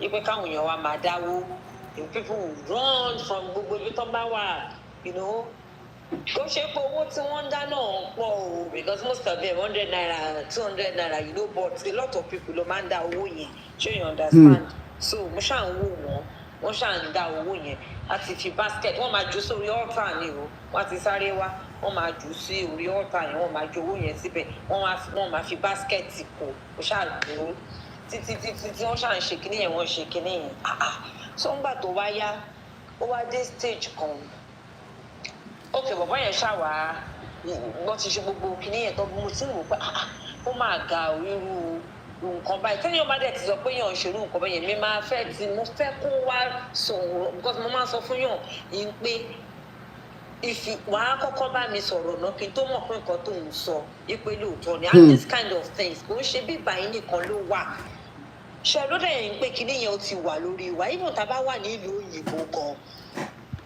bá ṣe máa ń ronú náà nìyẹn ṣòye yín even lamẹ́ríkà mo ti wà ń bẹ̀ rí tó yẹn ń pé wọ́n ń pe nọ́mbà léèyàn wọ́n ń porúkọ èèyàn wọ́n ń pe oríṣiríṣi nǹkan níbẹ̀ yẹn tí mo á sọ fọ́nrẹ́ mi pé kí lòun sọ yìí ní pé ó dé stage kan mo sọ fún pé tí n bá ti wá pé Anglican ni èmi kì í ṣe irú ilé pé mi ò ní lọ sí church ẹ̀ mọ́ pé màá lọ sí church mi tẹ́pọ̀ màá máa porúkọ èèyàn jáde wọ́n máa pe nọ́mbà léèyàn you know and all that pé prophecy and all that. So bí bọ̀bọ̀ yìí ṣe wá bẹ̀rẹ̀ sí ní ṣe kínní nìyẹn tó ṣàn gbàdúrà o tó ń bẹ̀rẹ̀ gbogbo ẹ̀ o ṣàrọ̀rá ń wò mọ́ ó ṣe bẹ̀rẹ̀ nìyẹn àwọn nǹkan tó dẹ̀ máa sọ máa ń wà very scary you know it's not something that pé normal prophecy àwọn prophecy bíi con evil spirit kó máa bá evil spirit kan jọ máa ní conversation you know all those kind of things so bí àjọ̀nù kí ẹ máa bá àjọ̀nù ní conversation leave him I will not leave him kó máa gbé microphone sí ẹnu àjọ̀nù you know àjọ̀nù náà máa sọ̀rọ̀ all those kind of things. wọ́n ti wo Mount Zion lórí wọn ti pẹ́. family kan ó bẹ̀rẹ̀ ní family kan ní pé àwọn gbogbo wọn they all ran mad àwọn ọmọ yẹn náà bọ́ síta ó wá ṣe testimony pé òun ọjọ́ tí nìkan fẹ́ ṣe introduction ó go mad the second person the same business ó wá lọ sánà ṣàṣẹ mọ́ wọ́n ṣàṣe mọ́ àwọn bá ó ṣe wá jẹ́ in fact oníbòun ṣe ń sọ̀rọ̀ ń sìn ìkan tó ti lọ for the past 3 years ó ti ń pe òun ó kọ́ lòun sí mọ́ ọ̀gbẹ́ni tó ti lọ for the past 3 years báwo ló ṣe rántí phone number kan fi pè mí you know those kind of things somebody that had gone mad for like 3 years or how many years all of a sudden she regained her sanity and the next thing you remember phone number yẹn for her to now for people to get in touch with you and all that wọ́n ṣáà ṣe gbogbo ẹ̀ o ètò tẹ̀wá bá fún mi jù ó ṣàpèjẹ ẹ̀kọ́ tó má ti bẹ̀rẹ̀ kínní yẹn ó lè sọ yín pé how old are you kó ní how old are ẹni yẹn tó fẹ́ ẹni yẹn sọ pé I'm 30 years á ní òkè ní ìsìn báyìí nǹkan tẹ máa ṣe ni pé wọ́n máa ní di 5,000 in 30 places. It's just for example. Wọ́n máa ní 5,000 in 30 places lórí age yẹn kó tó lè kí ọ ẹ̀ ní pé so káwọn èèyàn support ẹ̀. These people wọ́n ní POS o ní church yìí ní POS. Wọ́n ní gbogbo ẹ̀ tẹ́ máa transfer owó sí wọ́n ṣàṣe oríṣiríṣi. So bó ṣe pé gáwọn yẹn jáde nìyẹn in fact àgbà tí pé gáyẹn kọ́kọ́ bẹ̀rẹ̀ ó máa kí ọ̀rọ̀ yẹn sí lẹ́nu ni o ṣe mọ̀ máa máa sọ pé yẹn what happened to you your mom was ill you didn't want the guy wa sọ pé yẹn ara màmá òun ò yá ní pé then màmá òun ọ̀rẹ́ òun kan wá fẹ́ introduce òun kóun lè rí owó fún operation màmá òun ó wá gbóun lọ sọ́dọ̀ aláàjì kan and aláàjì yẹn had sex with her and then she now contacted something and maggot was coming out of her private part and all that and àtìgbà tí ọ̀rẹ́ òun yẹn ti mú un lọ síbẹ̀ ó ti severe contact pẹ̀lú òun ó ti block òun she couldn't reach either the allergy or the ọ̀rẹ́ òun and eventually the mother died and everything nǹkan ó ṣáà sọ gbogbo ẹ̀ bẹ́ẹ̀ yẹn ó máa sọ fún ni wípé ṣèbí ọ̀rẹ́ yẹn wá ṣe kinní kan ṣèbí ọ̀rẹ́ yẹn wá ṣe kinní kan iná máa sọ pé yẹn ló wá ní Èkìtì ló ti wá ó làkàdó Èkìtì ní lédi yẹn ti wá kókò mẹ́ni ọ̀gá yẹn wá sọ pé òun ò mẹ́ni bọ́dì òun kàn sùn ni màmá òun tó ti kú yẹn ó wá bá òun lójú oorun ó wá describe pastor yẹn fóun ó describe kóun lọ síbẹ̀ and all that nǹkan pé kò mẹ́ni bọ́dì ó ṣàṣọ iye èjì ẹ̀ owó tán máa dá wọ́n ṣe gbogbo ẹ̀ nínú àbá wọn dá nínú owó yẹn o wọ́n ṣe orí gbogbo ẹ̀ wọ́n ṣàṣe mo wá jókòó wọ́n bẹ̀rẹ̀ sí ní wo lédi yẹn bàtán wá parí sáfíìsì mo ṣàdúró wọn ò rí nǹkan kan sí mi dẹ̀ fẹ́ kó rí nǹkan sí mi ṣùgbọ́n sọ pé ó wà pàwọ́ fún àwọn mo wá dúró lédi tí ò mọ anybody she started discussing with people ẹni tí ò mọ anybody tó wá láti Adó Èkìtì tó yẹ pé ojú oorun ni màmá ẹ̀ ti sọ fún bó ṣe máa dé church yẹn ó bẹ̀rẹ̀ sí ní báwọn èèyàn sọ̀rọ̀ I was just looking at that mo wá jókòó bẹ̀rẹ̀ sí ní mo ń tẹ̀lé kiri and gbogbo ẹ̀ you know ó bẹ̀rẹ̀ sí ní gist pẹ̀lú àwọn èèyàn ó bẹ̀rẹ̀ sí ní báwọn èèyàn sọ̀rọ̀ ẹni tí ò mọ anybody rí tó ń bẹ̀rẹ̀ sí ní rẹ́rìn-ín mo ṣáà ń wò wọ́n ó tún wá nìkan ó sọ pé báyàwó ọ̀gá ẹ̀ sùn And no more guy don't was the guy should come out. Because if you don't come out now, if you come back to meet me at the back, I will not beg God for you. If you come and tell me that I should help you beg God to have mercy on you, God will not have mercy on you. God will not do I have 5 minutes to go. I have sharp jáde àfìgbà tó kàn ìyá ni tí ẹnìkan kàn jáde tó gbé báàgì dání tó ní òun ti fẹ́ máa sá lọ wọ́n very young boy pé ó ti jí owó ọ̀gá ẹ̀ ní pé in fact bí ọ̀gá ẹ̀ ṣe wà bá ó ti dé ìlú wọn ní pé ó ti lọ ṣe oògùn 1.5 million tẹ́ni yẹn máa fi go crazy kìnìkan so bí bọ̀bọ̀ yẹn ṣàṣe jáde nìyẹn ó wá nìyẹn so wọ́n kí ló dé tẹ́rù ó lẹ́rù ń bá òun ni ipò òkè ọmọ ọ̀gá yẹn ti lọ ṣe mọ all those kind of lies and everything and at the end of the day this small guy ó máa jókòó bá àwọn èèyàn dẹ̀ máa kúnlẹ̀ I went there I went to meet him I went to meet him personally because I wanted to have an interaction with him and all that wọ́n gbé POS dání ni you have to pay before you can get to talk to him. And this guy, I know the place, so I may not remember the kidney, but brother Rotimi, I can give you the details. If you can get somebody to go there, to go and check this guy. The guy is even on Facebook. Otta. Sango Otta. I think it's Sango. No, I think it's Sango. She's Sango Otta. It's Sango. Sango. The guy is on Facebook. The guy is on Facebook and he's scamming people in that environment. Facebook address here. I send the Facebook address here, see me. It's a boy, he's not even up to 30 years old. I think he's a 29-year-old boy. I send the Facebook profile here, see me. I gbàlejò.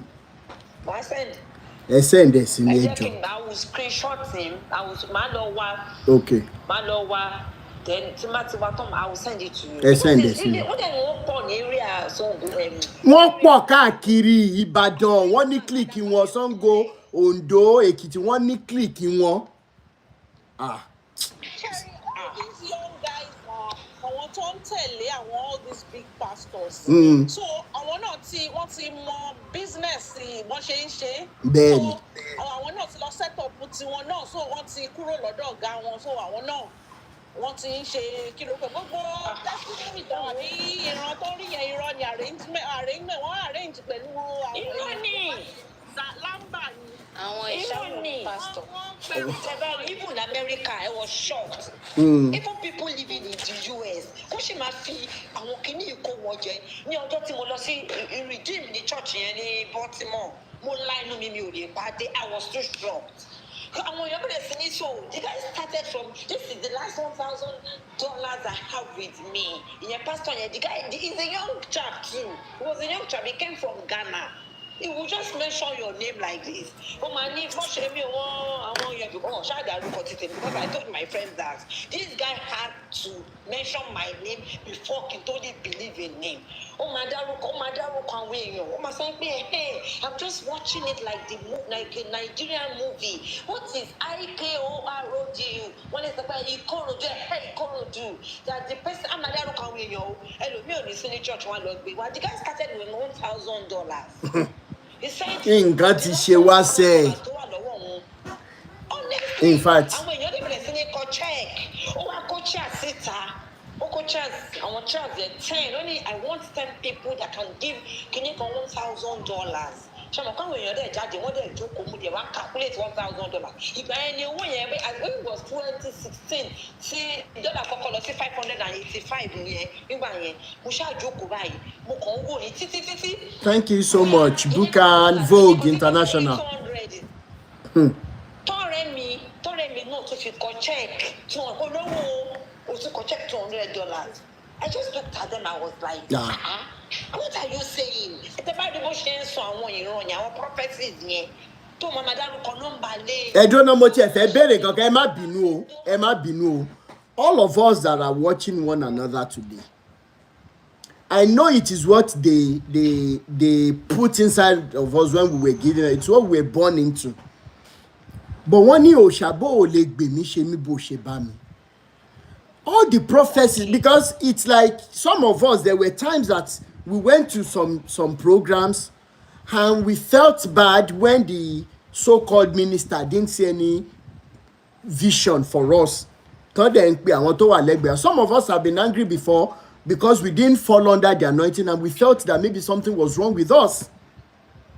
But that being said, the prophecies they have told you from time immemorial, what have they yielded unto you? That is number one. Then number two, some of us are in the business of ọ̀rẹ́ mi lágbájá mo lọ sí chọ́ọ̀chì kan lánàá. Bàbá ìgbóná yorùkú. Bàbá ẹ̀ ó ríran. This guy dey see vision. This guy dey see. But after telling somebody about a church and a man, shortly after that, you found out some things about that church and that pastor. But we are so wicked to the extent that we don't go back to tell the person we have advertised to not to go to that church. Ó ti ṣẹlẹ̀ several times. Church yẹn wọ́n gbọ́ná wo wọ́n rí vision wọ́n yẹ ìwọ tó lọ ayé ẹ̀gbọ́n ò ní túmọ̀. But ó ti polówó fẹ́ lòmíì sìn. Ó ti wá find out pé pastor yẹn ní scandal. Ọ̀bọ̀yọ́ ó máa ń fi nǹkan báwọn obìnrin sàn lẹ́yìn. You do not deem it fit to tell the person you have invited. Please, we must stop this wickedness. We must stop it. Nǹkan tó jẹ́ kẹ́lòmíì di victim yẹn, trusting the person that told them about the church or about an alpha. Wọ́n gbóná bẹ̀ wọ́n yọrùkú, but you do not tell them other things you know about such a person. Please, let's stop it. Topsy B, ẹ bá wa gbóhùn sókè. Everyone. Ẹ kálẹ́. Yes, sir. Well done, sir. Yes. Ọpẹ́ kan tó yẹ kí gbogbo wa máa dún ní pé in fact ẹ mọ̀ pé ìgbà kan bí i 20 something years ago kò sí social media anything tó bá ti sọ fún wa ó parí náà kọ́ta ti gbọ́ náà nìyẹn. So ìsìn despite pé social media ń sìn ó help wọn náà but at the same time àwọn náà máa ṣe meeting bí kan pé ìjẹ́ kínní yóò kí wa fún báyìí because àṣírí wọn kò mọ́. So and nǹkan tí mo dẹ̀ rí ni pé ọkàn tì mí ó lè ní gbogbo wa. Bẹ́ẹ̀ni. Wọ́n fà wọ́n fò ní wa. Kí là ń wá kiri à ń wá mírèkù àṣà fẹ́ sogún dọ́gbọ̀n. Thank you so much. So afẹ́ ká jókòó sínú yàrá wa ká gbàdúrà kí mánà kó sọ̀kalẹ̀ wá bá wa tí ò possible. Last July mo travel lọ sọ́ndọ̀kì mo lè káyé church tó wà ní ẹ̀gbẹ́ títì láti Èkó dé títí tá a fi dé ìlú yẹn mo wò pé ta ló ṣe wá báyìí kí ló ṣẹlẹ̀ gangan gbogbo bí tẹ́ gbà lọ tẹ́ fi ṣe church yìí tó bá jẹ́ pé factory ló wà ńbẹ̀ àwọn ọmọ àmà ní máa ké pé àwọn òrìṣẹ́ so àwọn pásítọ̀ yìí náà ti wá mọ̀ ọ́n sí pé a ti wá ń gbọ́n bí àwọn èèyàn ti wá ń gbọ́n a máa wá sí church a máa gbàdúrà tá a bá wá bá yín ẹ máa ní don't worry, God will solve your problem. Take your problem to God. But the churches bá nídìí owó ẹ ní gbẹ́tọ̀ Ọlọ́run lọ ẹ máa gbẹ́tọ̀ àwa wá ó máa fi owó yẹn church nídìí owó bàbá a ní láti from there ègbò yẹn kúri wá ṣí ṣùgbọ́n irọ́ ni ẹ wò èmi sì mo ti wá pe àwọn ọmọ mi jókòó ọmọ mi obìnrin kan sọ fún mi lọ́dọ̀ wo pé wọ́n fẹjọ́ ẹ̀sùn mi ní church pé tó bá ti dé church these days pé kò kí ń túraká kò kí ń ṣeré pé like tẹ́lẹ̀ tó jẹ́ pé kọ́ńtẹ̀ tó pé orin kan ó ti máa mọ̀ bí kan ṣe fẹjọ́ ẹ̀sùn ní kejì náà tún torí èmi ò lọ ṣọ́ọ̀ṣì dédé mọ́ ọjọ́ tí mo ṣáà lọ yẹn mo á ní pé òkè ìgbà tí mo á délé mo á pè mo ní precious what happen pé àwọn èèyàn méjì ló report ẹ̀ fún mi ní church lẹ́nu pé kí ló ṣẹlẹ̀ pé wọ́n sọ pé ó ní spirit ó ní kò tiẹ̀ kàn wò wọ́n sìn láti ti jẹ́ ẹgbẹ́ akọrin mo ní kí ló ṣẹlẹ̀ ó ní ẹ̀wò ó ní gbogbo àwọn táwọn jọ wà ní choir yẹn pé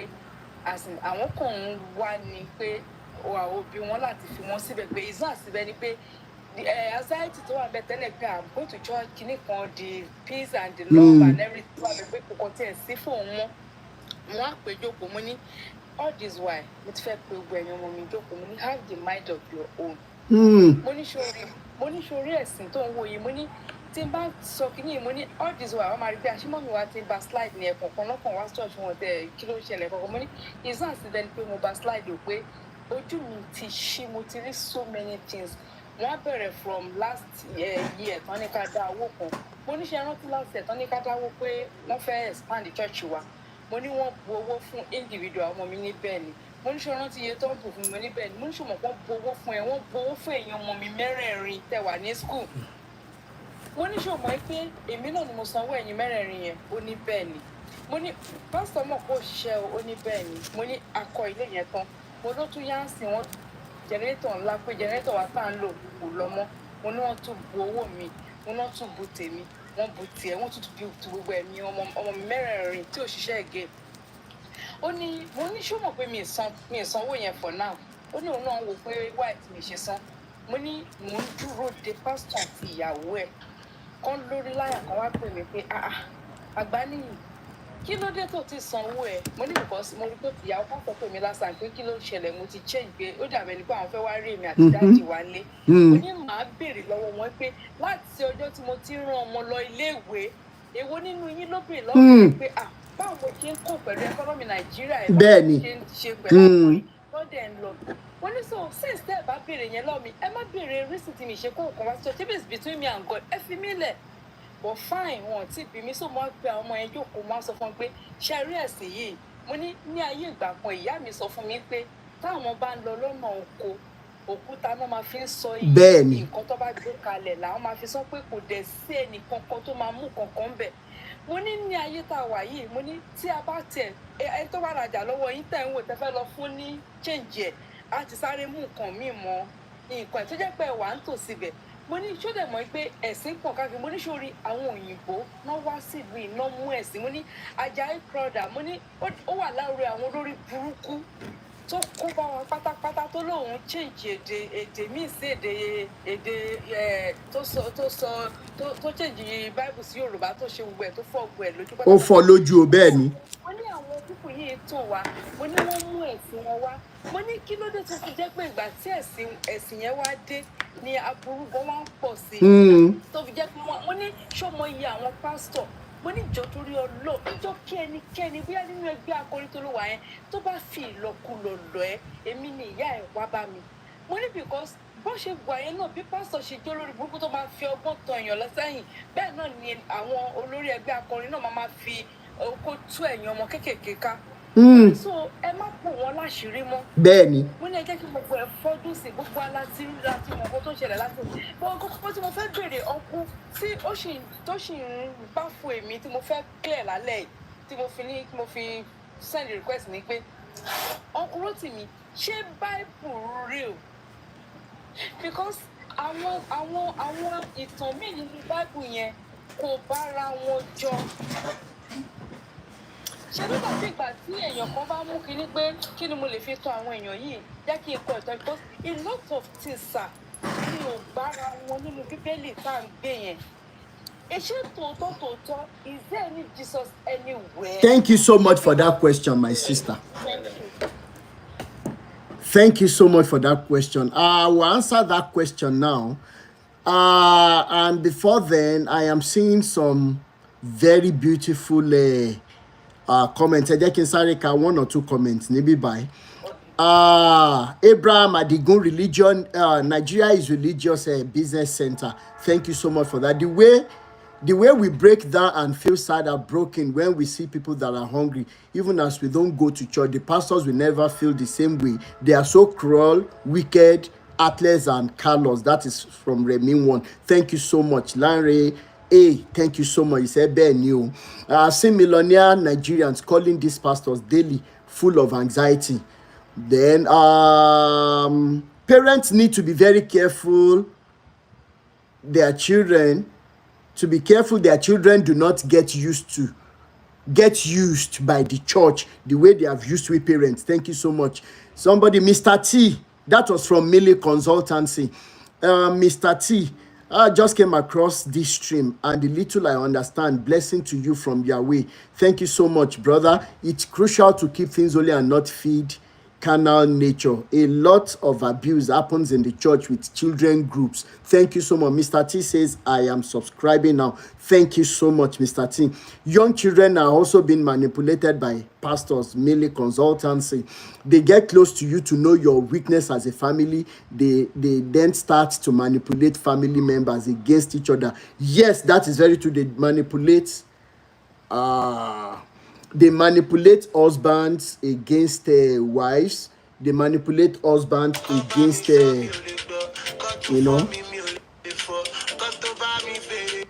talon for.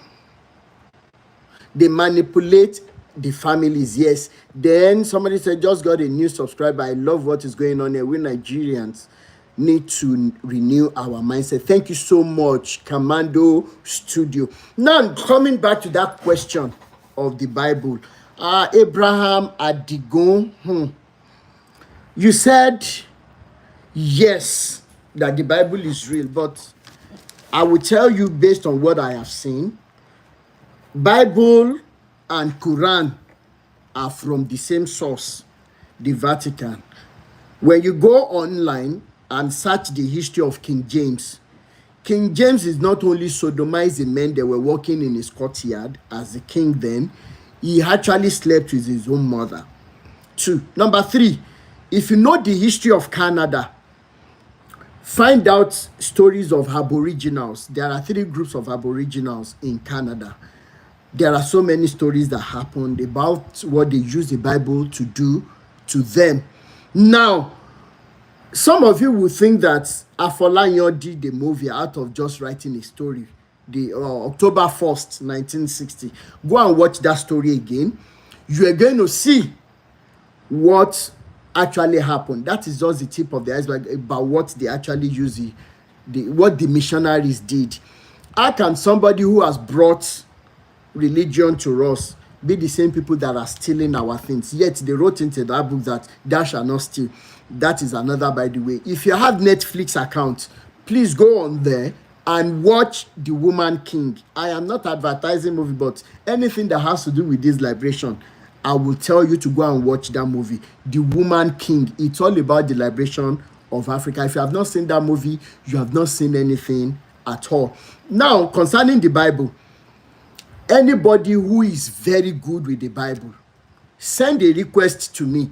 I will bring you on my live video. Brother Abraham Adigun, if you are so vast in the knowledge of the Bible, please accept our challenge. Come and authenticate the Bible. But I will tell you 100%, Bible is not real. The stories in there are not real. Quran is not real.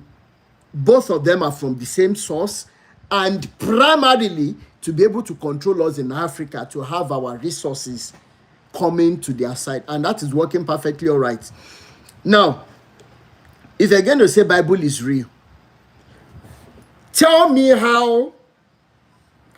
Of course, some of you will say that the things of the Spirit cannot be judged by the clinical. Now, they bring out tithe from the Old Testament, Malachi chapter 3.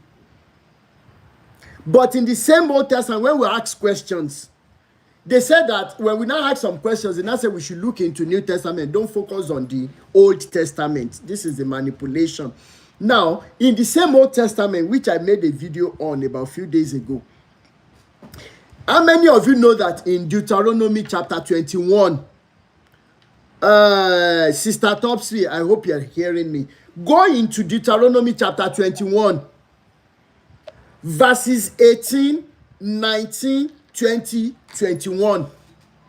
How can it be the word of God when the same Bible admonishes parents like Baba Deboye, who has given birth to Adeolu, who got a contract and did not execute, who has a child like Leke Adeboye, who could look into the faces of the elderly ones who are pastors in Redeem and call them goats? Make it make sense to me. Such sons, such children, there is a provision for them in Deuteronomy chapter 21, verses 18, 19, 20, 21. He says that if you have children like Adeolu and Leke, you take them to Ifewara. When you take them to Ifewara, okay, you will hand them over to the elders of Ifewara. When they ask you why you have brought them, you will tell them, you see, this leke is a glutton. It's in there in the Bible, no? Gluttony. This leke is a glutton. He doesn't listen. He calls the elderly ones. He calls the elderly ones goats. You see this Adiolu? He got contract from Kaduna state government, allegedly, and he did execute. He only did 30%. Money, we can't find. Project, he didn't do. So, sir, I have brought them because they want to soil my name. They want to soil Adeboye's name. At the end of the day, oh, okay. Thank you so much, brother Adigun Abraham. So at the end of the day, what happened? Bible says that such children, when they now hand them over to the elders at the city gate, guess what the biblical God told them to do to such children? That they should be stoned to pie. Hold on. Don't forget that. What's the title of this movie? What did I do with the title? It is on YouTube. Soraya. The stoning of Soraya. How many of you have seen that movie? Omoba Babami, thank you so much. How many of you saw that story? Stoning of Soraya, that the husband lied against, that she was having an affair with another countryman, and without listening to her anything, they pie her by stoning. So you can now begin to see the link between Christianity and Islam. Don't forget that the people that gave us this Bible, in that Bible, they say that ayomodeni were disi egbalomantu, but right now in their own countries, you dare not touch your own child. That's another evidence. Another evidence. They said the Bible says that anybody who hurts or who removes from this Bible, so something will happen to them. Do you know that you don't even have a complete Bible? Now, the little one you have, do you know how many verses that have been removed from the Bible? And lastly, as if that wasn't enough or that isn't enough, guess what they are doing? They are introducing the Bible that supports LGBTQ. They are supporting the introduction. The Bible is already in circulation. If you don't know, go and know. The Bible that supports LGBTQ. The Bible says that Jesus said he would die for sin. No man can die for the sins of others. And then let me ask you something to round up with that question. Let's ask this question. Did Jesus die as a man or as God?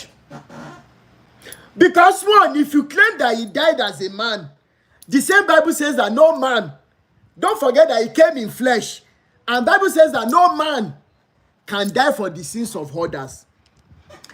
Finally, when you claim that he came as God, but he died, okay, then that is blasphemy, because God is spirit and cannot die.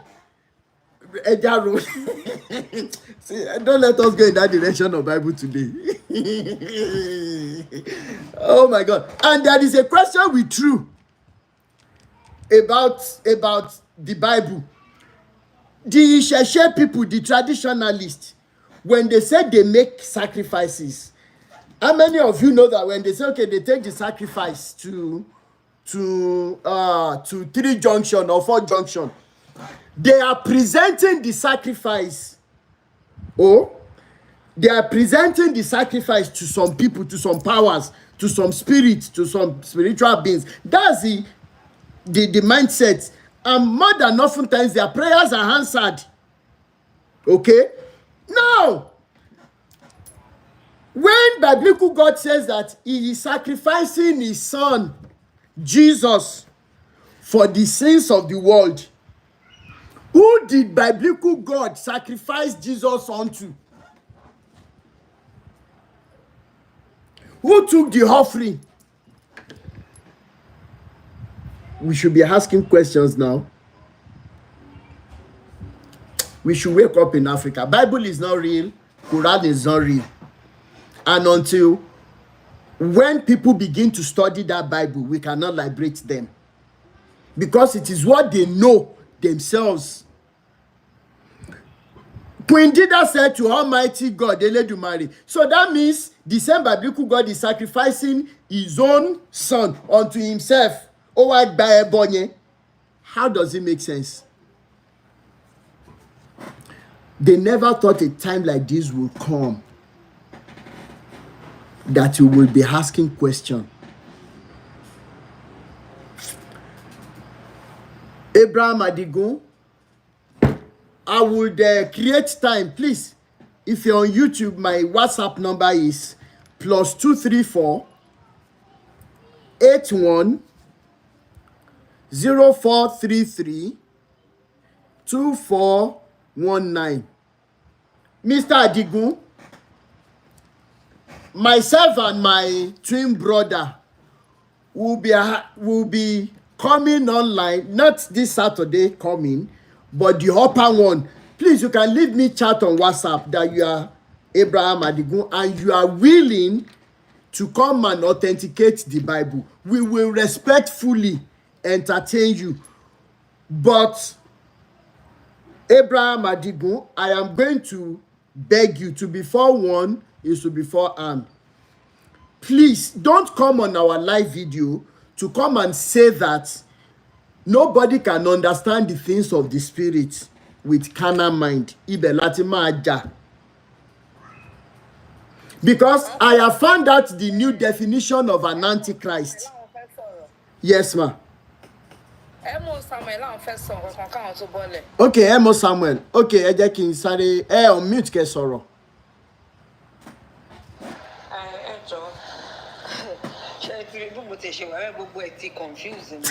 Anyway, confused.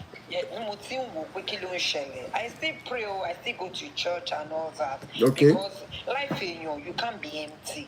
You should revive someone. So, okay. I'm not a Church wo lẹ ṣe ń lọ? So, but come on, see Ghana because I'm Ghana.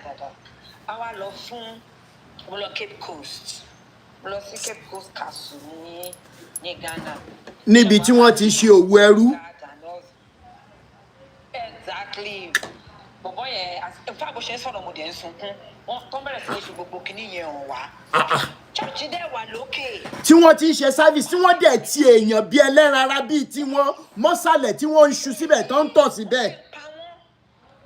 Wọ́n pa wọ́n ó ní cell kan báyìí táwọn àwọn tó máa ti wọnú bẹ̀ wọ́n máa pa wọ́n ní gbogbo ẹ̀ wọ́n ṣàpò gbogbo ẹ̀ wá gbogbo àyẹ̀ ẹ̀jẹ̀ máa wà lára cell kìíní kan àwọn missionaries. Missionaries, yes. ní Cape Coast yẹn ẹ rí i pé wọ́n pupa gan wọ́n máa dàbí òyìnbó. Bẹ́ẹ̀ni. Wọ́n máa bá wọn sùn wọ́n máa fún wọn lóyún wọn ò lè ní take responsibility. Bẹ́ẹ̀ni. Wọ́n á lọ ìlú wọn ẹ rí i pé most of them are Dutch or something. Bẹ́ẹ̀ni. Àwọn van kìíní kan. Yes. Most of them wọn mọ bàbá wọn mọ anything because wọ́n kàn máa fún wọn wọ́n máa fún wọn lóyún wọ́n máa lọ ni. Ṣé mo púpọ̀ nǹkan tí mò ń gbọ́ lọ́jọ́ ni omi dẹ̀ bẹ̀rẹ̀ sí. You cannot go there as a human being and not weep. Àní nínú church yẹn náà níbi tó ti ṣe church lókè yẹn náà ni wọ́n tún ní conference kìíní kan tẹ́ pé bẹ́ẹ̀ náà ti máa determine iye tó máa tàyàn. Bẹ́ẹ̀ni. Ní ẹ̀gbẹ̀gbẹ̀ yẹn náà bẹ́ẹ̀ náà ti máa determine iye wọ́n máa ṣe meeting iye tó máa tàyàn. Bẹ́ẹ̀ni. Tó máa fi ìbọn tó máa gbé ìbọn ẹyọ kan wá tó máa kéèyàn mẹ́wàá lọ tó máa gbé hot drink wá tó máa kéèyàn mẹ́wàá lọ. That is what we are saying, not even money. Handkerchief, there is a story of this guy, James something.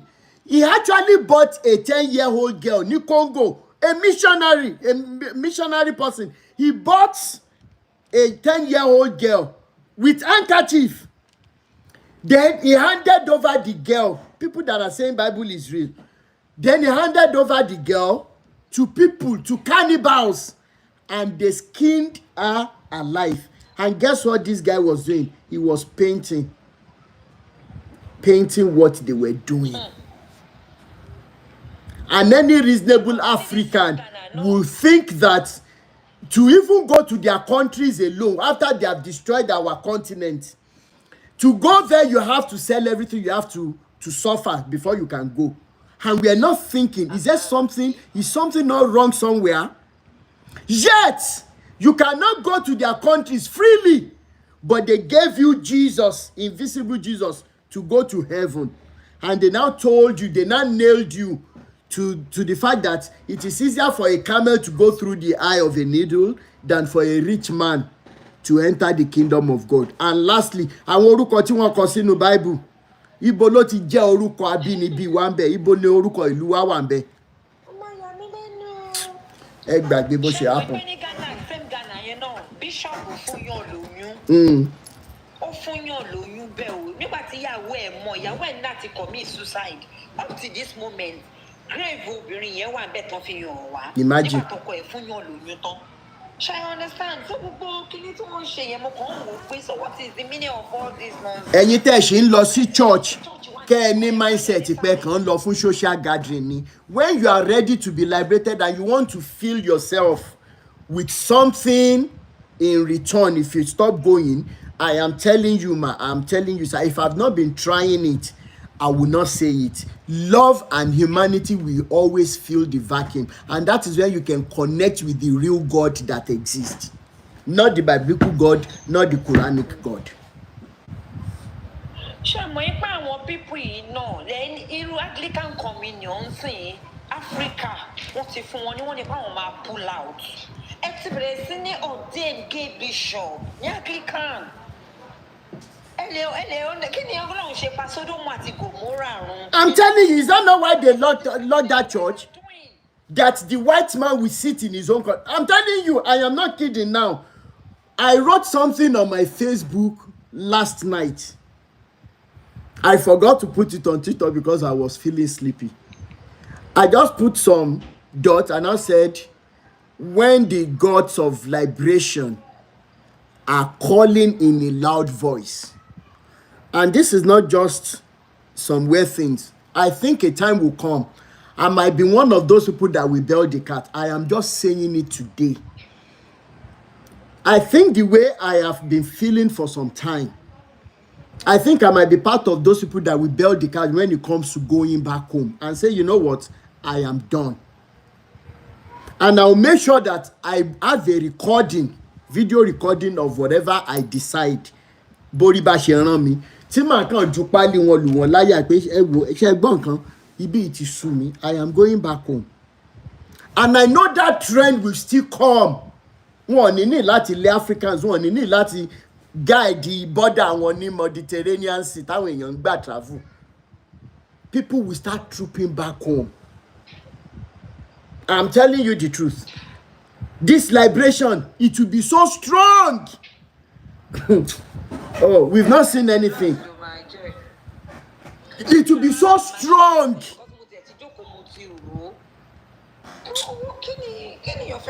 Because I still pray, I still, I don't know. Sister Mo Samuel, prayer tẹ́ ń ṣe yẹn náà.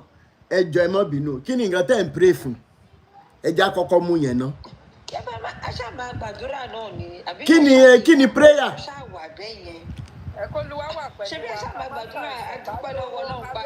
Ṣé kí n fún yín l'assignment kan? Ṣé kí n fún yín l'assignment? Mo dẹ̀ inú mi máa dùn tẹ́ bá ṣe. From few days to now. Okay. All right. Now, I know that anybody who decides to stop going to church, there is a big vacuum that is created. And because we are spiritualists, we are spiritual in nature. That is who we are as Africans. There is no way you would not want to connect to that divine power in one way or the other. However, when you stop going to all these social gatherings where people meet with different problems in different dimensions, just like the way I felt when I stopped going in 2016, there is always a big vacuum that is created. Then you begin to feel that something is wrong with you.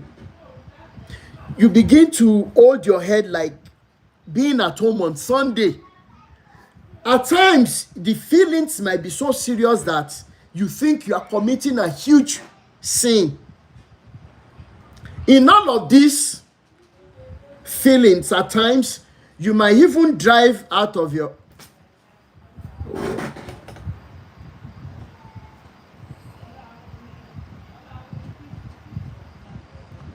Oh my.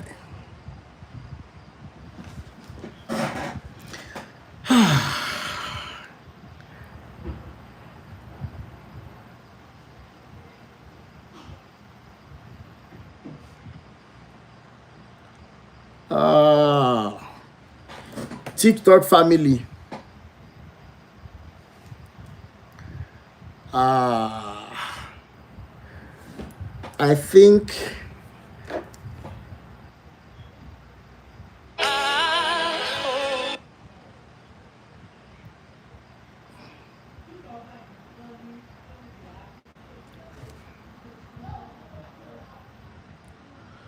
from September 6th.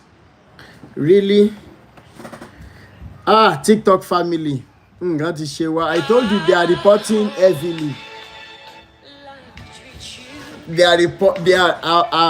Oh my goodness. They are reporting heavily. Ashiri what? Oh my God. September 6th. Oh my God. Oh my God. So TikTok, no TikTok body.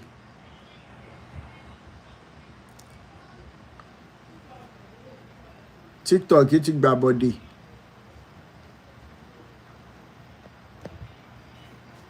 Okay, anyways. Mo Samuel, I was saying something. Want to block a TikTok me? My TikTok live is suspended. And it is a beautiful thing. Please, if you're on YouTube, if you're on Facebook, listen to me. Please go and subscribe to my YouTube channel, Rotimi Daniels. A time will come, they might block Facebook too. The owners of TikTok and Facebook and all these handles, they are part of the plan never to allow Africa to be free. Because if Africa is set free, trust me, they are done in their business. They are done. They are done. So please, YouTube will be the best for now. Go and subscribe. My YouTube page is Rotimi Daniels. Today is what? Please go and subscribe, because Facebook too doesn't like what we're doing. They might block me later on, but YouTube is the best. Rotimi Daniels. Now, I was saying something about vacuum, so that I'll round up with that. It's a good thing. It's a very good thing that they did that. It's a very good thing. It is a very beautiful thing. Anyways, when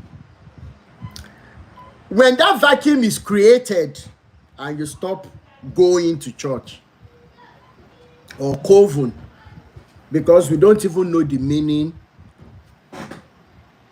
a message is held for review. Okay.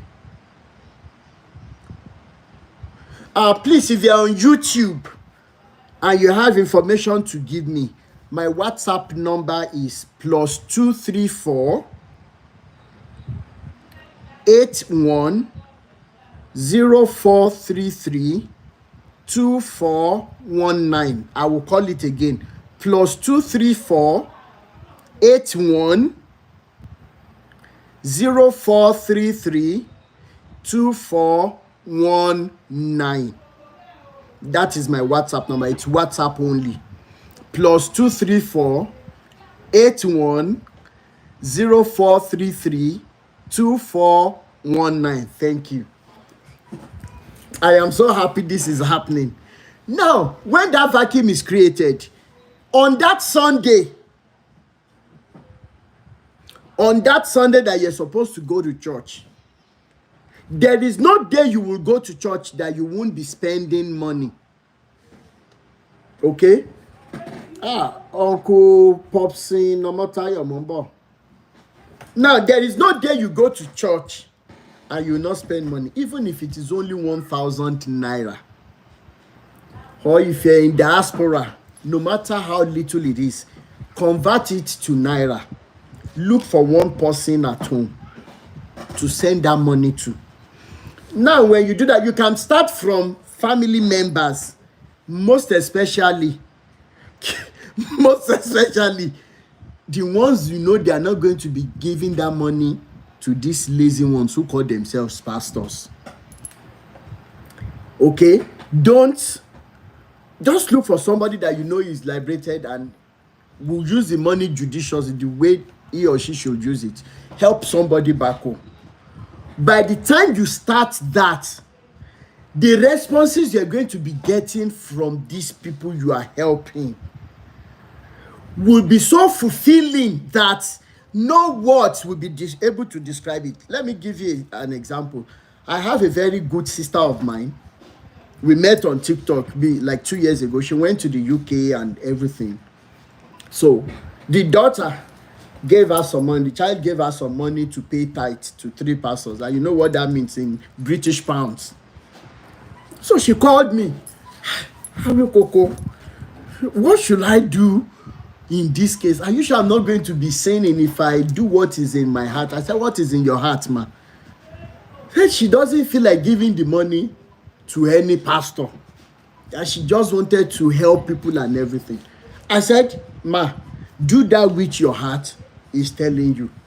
So she packaged the money and everything. I think the people she helped, they were like maybe 12 or 13. When she was giving me back the testimony, when we were talking, she was almost weeping. Say, Rotimi, somebody that was selling a wedu, we gave her maybe 20,000. Somebody that was selling this 30,000. Somebody that was that is the money that will have gone to a pastor that will be using it to sleep around. By the time she was sharing the testimony, in fact, that was when the liberation started for her. Those were the days she would say, no, don't mention Adeboye's name. He let it show me by you. My dad don't come.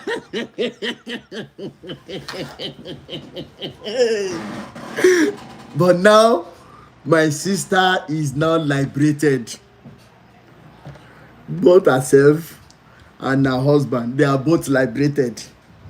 It can only be God. It can only be Eledumare. And that is what they've been doing. So they have now intensified it. Helping people. You can never be wrong with love and humanity. And it will not get to a stage, okay, where you won't even need to pray again. Because you know that this God is not wicked. That he will now subject you to some unnecessary. It doesn't mean that challenges will not come. They will come, but they will go. And that is when you know that Molalagbara Logun. Mr. Abraham Madigu, yes, you already have my WhatsApp number, right?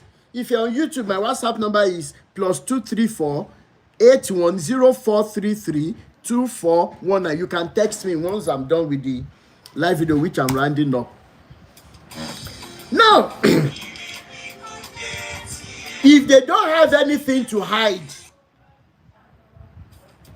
when people are having live video on TikTok, look at this wickedness. When guys are telling our girls on live video, Very Dark Man showed us some samples where guys are telling girls to show them, to bring out their boobs, to show them their bum bum on a live video on TikTok. TikTok doesn't restrict their live stream. But now that we are intensifying our fight for the liberation of Africa, then all the way from China, they restricted my access to TikTok. Isn't it enough reason for everyone on here today to know that it is a very big evil plan against Africa. That social media feeds heavily on the nudity of our girls that are supposed to be housewives, that are supposed to be mothers. But the same ladies are the ones that social media, Facebook is not left out. YouTube is not left out. How many of you have come across some short videos before where ladies in Jamaica, there is a bath they go there to do? Our ladies are always appearing naked. Such pages are not restricted. But now we're liberating Africa. They are hungry and they restricted. They reported heavily. And TikTok brought down the account. This fight, it is a battle to finish. They cannot stop the liberation that is coming to Africa. Thank you so much, sir. They cannot. Millie Consultancy said, when you are going to church, you even have to buy new clothes. Yes, because you must show off. Oníyan ṣe, ọlọ́bẹ̀ ṣe, gbogbo ẹ̀yin tẹ́ ẹ fi ìfẹ́ jẹ náà. Okay? Yes, you are very right. Olajumoke Omolola, my personal person, thank you so much. I appreciate you. Yes, black people are reporting because they are working for these pastors. I want to OYEDEPO. Then go report tire because this fight, it is a fight to finish. This battle, Dagbe, if it is OYEDEPO that sent his miscreants and all these guys to do it, I will go and appeal with TikTok. If you are bringing down my page for saying what I'm saying, yet you don't see anything wrong in girls exposing their boobs and bum on social media, then TikTok, tingi bani. So TikTok, you are not let out because it is not what you allow people to post in China that you allow other continents to post. It's not what they post in China that you allow other nationals to post. Aren't you ashamed of yourselves? TikTok. Aren't you ashamed of yourselves?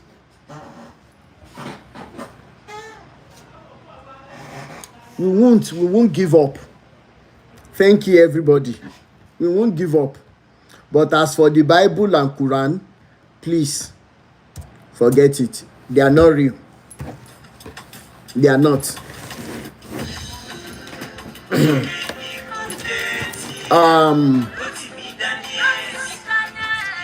Please, if you have any pastor as a friend and you have confirmed that, of course, they must pay offering to him, they must pay this, pay that.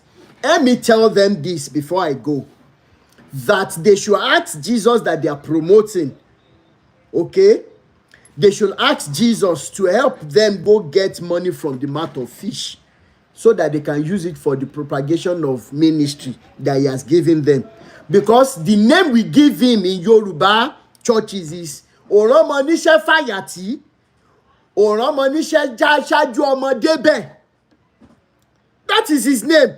Then if he is called those names, why is it that he will call Africans into ministry, but he is not strong enough to provide the money for them to build the churches, to even help the poor? That even when we now gather the money, the same Jesus allows the people he has called into ministry to spend that money for affluence. Then that Jesus must be ashamed of himself. That biblical God, it is high time we say it to his face, if he exists at all. Aren't you ashamed of yourselves? As a man, if you have a child that is soiling your name in the mud, you take correction, you don't look for everything to be damaged. How much more biblical God? How much more Jesus? And we have called that Jesus. So many parents cried, so many parents teared up last Sunday in churches. Jesus, help me. My child that wants to go to school. Has Jesus sent that money to you? No, let's ask some good questions. Abraham Adigun mo ti gbọ́, èmi àti ẹ máa chat. Èmi àti yín jọ máa chat tá bá ti parí, so that we will have a date on a live, even if it is tomorrow. Tomorrow is a Friday. If you want to have 1 hour live stream, I don't mind. Before I go to work, it will be at night. I can give you 1 hour. I will ask my Kehinde day will be at work. And Jesus is real. Okay. And have you encountered that Jesus before? Tell me how you have encountered him. If you're a pastor, how did he call you? Lastly, if Jesus or if biblical God knows the end of a thing from the beginning, why did he give them the things that happened in the Old Testament? Why did he now decide to send Jesus in the New Testament? The biblical God doesn't know Jack. Jesus will be real, and they wouldn't have kept his bone. They wouldn't have kept his bone or anything he wore when he was on planet Earth. Ọlọ́run ò ní jẹ́ kẹ́ni tó gọ̀ kó gbọ́n. And all the Jesus that all of you have seen in your dreams, in your yeye dreams, they are the stupid things that you have been fed with when you were younger. And of course, definitely, Moses, if I choose not to believe in him, it is not for you to come on my page to be shoving it down my throat. And that is the arrogance of you Christians. You are so arrogant, you are so self-centered, you are so wicked that you think that one God is somewhere and that God will now have only one religion all over the world, saying he is the way, the truth, and the life. Yet, you Christians are the most lacking humanity.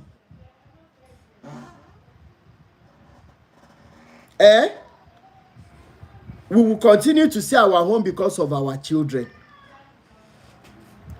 Moses and Abraham Adigun, you don't eat one kind of meal every day. Then you now think the same God you are talking about that exists.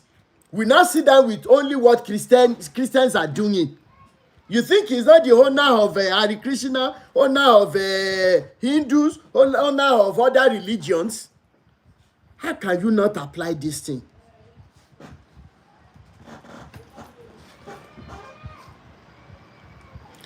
I'm just a regular, but I've encountered so many things without going to any pastor. It is the auto thing direct. You are living.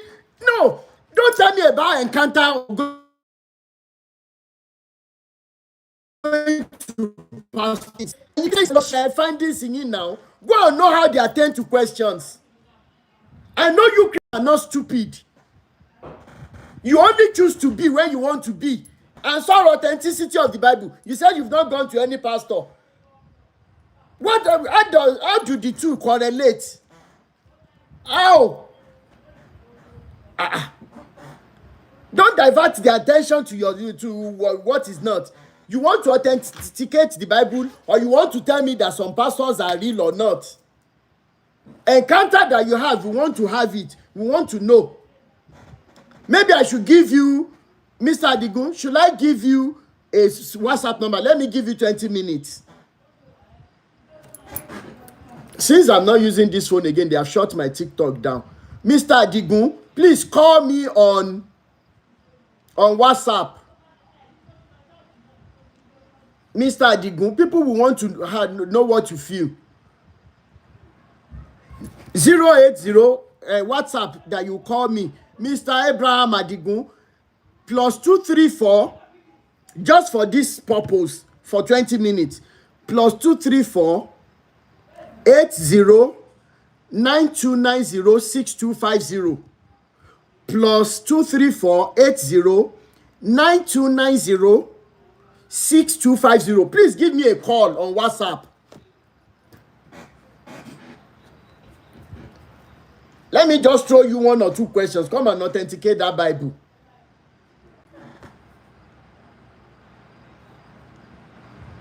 Mr. Adigun, did you get it? You see what Moses is saying? Not many are called. So many choose to be called. Who is calling who? Give me people that are called, that claim they were called. In what language? Why is it that it's only in Africa we are called and I can show Chibiana Chewo? Who, how do you know that God called somebody or he called himself? Which one comes first? The ordination or the birth? If I ask you now, I'm not sure whether you'll be able to answer. It is only in Africa that the biblical God calls somebody who is gainfully employed. The biblical God will not destroy the person's job. Everything will not be going all right again. Then all of a sudden, he says God called him. Shati Yahweh ni. Shenkan Shewani. You see a man in the farm doing his work, then biblical God will tell him to leave it. Go and spread his name. The same biblical God that cannot tell him for everybody to believe in him. Why is biblical God afraid of people that he wants to send you to? What kind of confusion is this? The same biblical God hardens the heart of, he was able to harden the heart of Pharaoh, that he had to kill, he had to buy all the animals, all the firstborn of people. Plus 234 80 9290 6250. Don't think that Rotimi has time to waste by all these things. I am here for real business, and this is something that we're planting against the coming of the next generation. So there's no fooling around at all. The same biblical God hardened the heart of Pharaoh. Yet, the same biblical God had to harden his heart. Everything that he did, God says the hearts of the kings are in the hands of biblical God, and he directs the heart the same way he directs the waters of the ocean. If he could direct the heart of kings, then why is it that in Africa, the biblical God we've been calling on to could they change the heart and could they direct the life when he long sile? Mama wiru.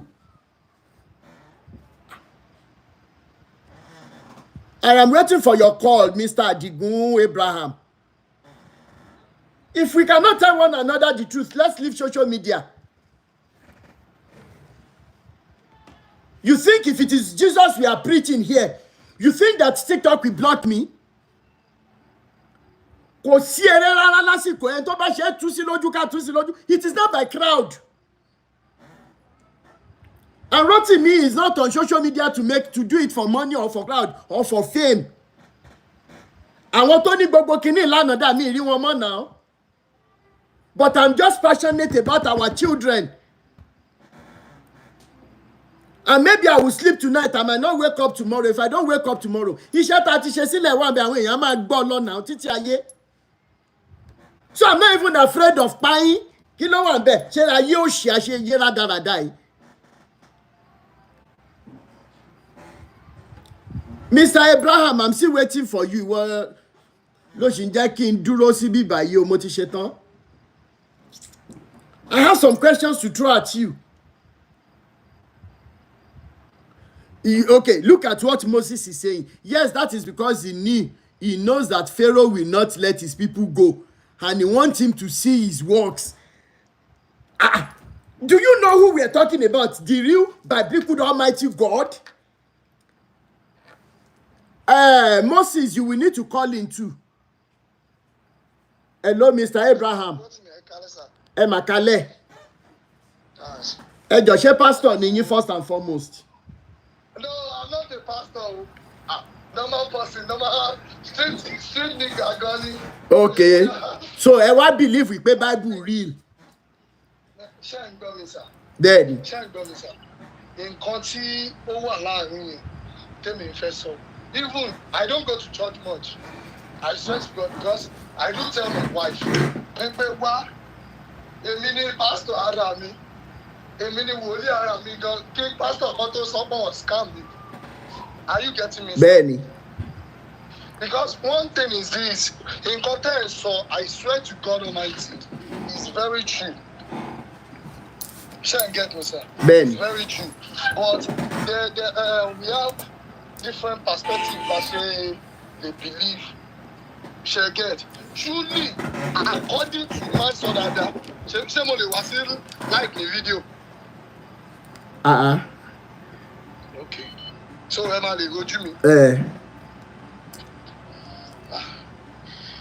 Yeah. So, okay. Shall you go to me? Yeah. One thing I believe is this. Mass one company before religions came, which is Christian and Muslim. Okay. Apparently everybody one shape. Okay. That is our traditional. No, Sheshewa. And sir, before I to go ahead, ṣé mọ̀ pé nǹkan tó ń pè ní ṣẹ̀ṣe ó bẹ̀rẹ̀ láti language, culture, dressing, bàbá wa ìyá wa ìṣẹ̀ṣe ni. Ṣé mọ̀ ṣá? So kì í ṣe the complicated side that has to do with one gbẹ́bọ̀ one ṣe kìíní o. Sherry, I'm kind of positive pé mo study mo.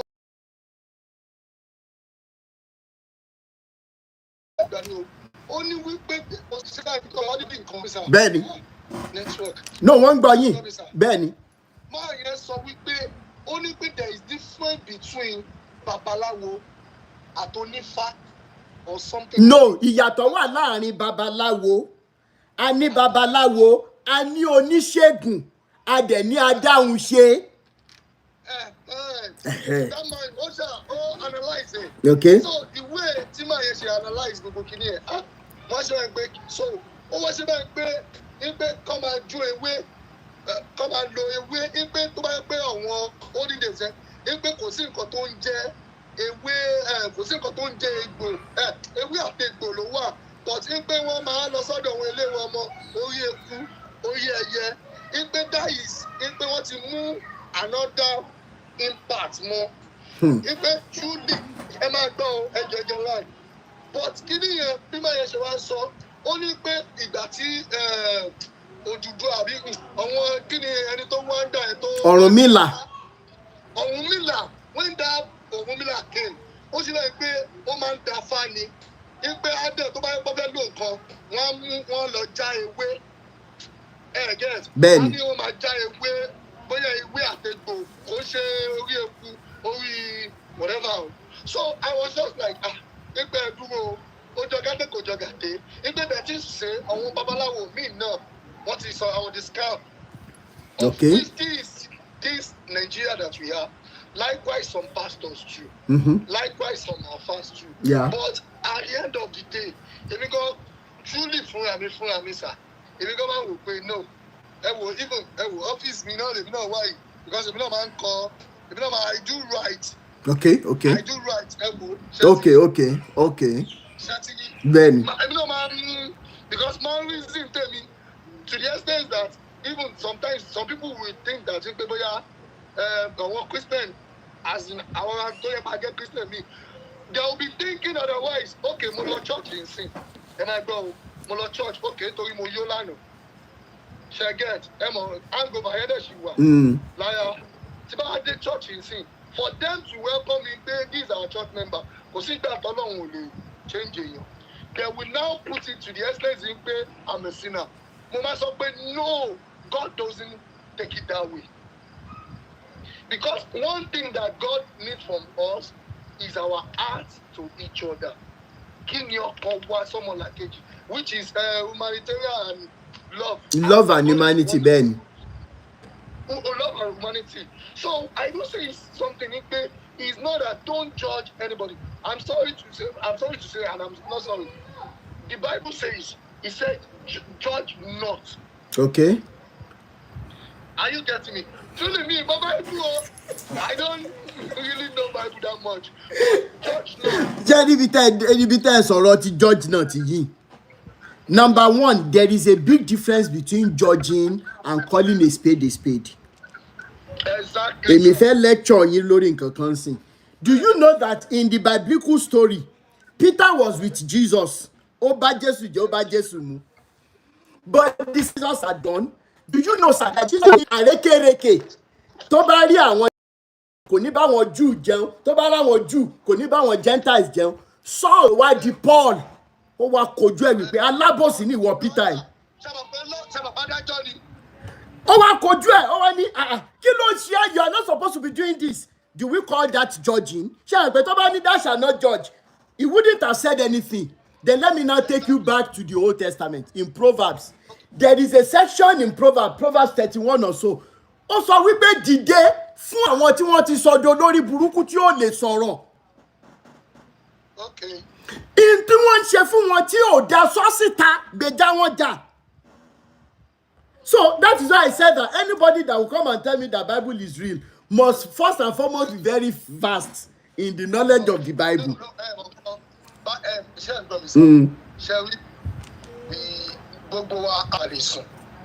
Ká kọrí síbi kan náà. So one thing is man something we pay as a human being to bati wasaye. You have to have something that you are doing in time of religion. Actually, worship alone. Okay. So we have different time.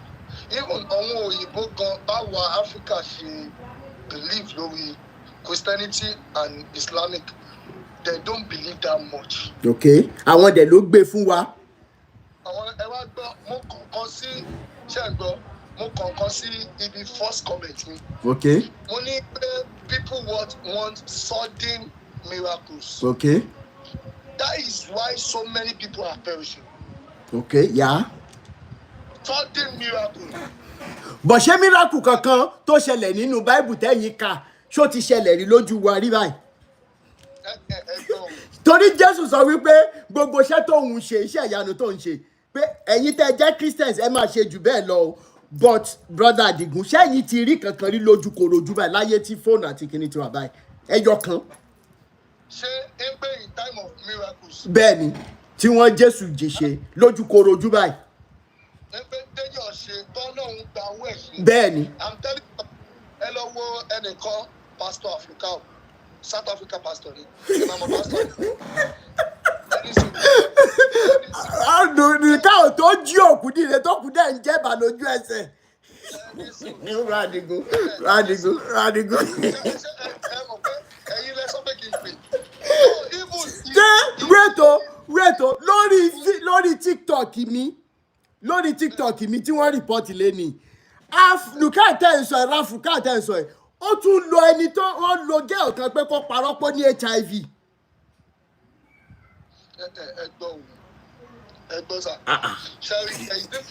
Sherry, there is difference between, but one thing in Elisa Emo, believe Onikaluku, Ototo. Get sir, and not get me wrong. Shall we have Oba Solomon. Oba Solomon. Oba Solomon kan náà. That man, so many people think that man is insane. Ṣáwọn èèyàn máa ń rò bẹ́ẹ̀ ṣá. No, ó ní followers gan, àwọn èèyàn máa ń gbọ́rọ̀ ẹ o. No, more. But so many, àwọn míì wà tó yẹ pé wọ́n máa ṣe wáyé pé just common illiterate, that's all. And so many people, man, so everybody is illiterate. What you call it, who can write and read, illiterate. But everybody in one way or the other, in the things we don't know, Ben. We are all illiterate. But that man do say something, and that man, what's the man reason? Any to your pastor Joe, instead of him hiding who he was, or who is he? He's showing to the world that this is me. You are not the one. It's not the one that will judge me, even if I passed away. Okay. Are you getting me, sir? So many things that we are now, many people are doing. We never fear God. We are fearing our pastors. Likewise, I'm very well, because we believe that they are truths. to God. Intermediary or middle, they are the one that we talk to. So when we talk to them, they will talk to God. But sometimes, sir, okay, I'm on control, sir. Over question, yìí lọ bá ẹ má bínú o pé kíní o ọmọdé ni mí o. Mo rò pé ọ̀rọ̀ Bible authentication la fẹ́ ṣe ni ó ní àwọn èèyàn ṣe lánilẹ̀ pé àwọn fẹ́ prove lẹ́ni. Oh yeah, ask your question, sir. Ask your question, sir. The question is this. Kí ló dé tó jẹ́ pé èrò méjì ló máa ń wá sí ní human being if God doesn't exist? Oh, ta ló sọ pé God doesn't exist? No, me, so as in, if God doesn't exist, question. Okay. God exists. God exists. Tibitire de ló dálé ayé. Bẹ́ẹ̀ni, so human beings must either be subjected to doing good or doing bad. Exactly. Do you understand? And all these stories, I will tell you a fact today. If you go back to history, the problem we are having now is because they removed the history of our forefathers from the educational curriculum. Okay. Now, after they removed it, they gave us different things. Okay. Now, some of us that happened or opportunity to read some of the history, we know that in 1863 or 1864, the missionaries that went to Congo, I can send a copy of that letter to you. Maybe it will liberate you. The king sent, maybe you saw that letter, I'm not sure. Now,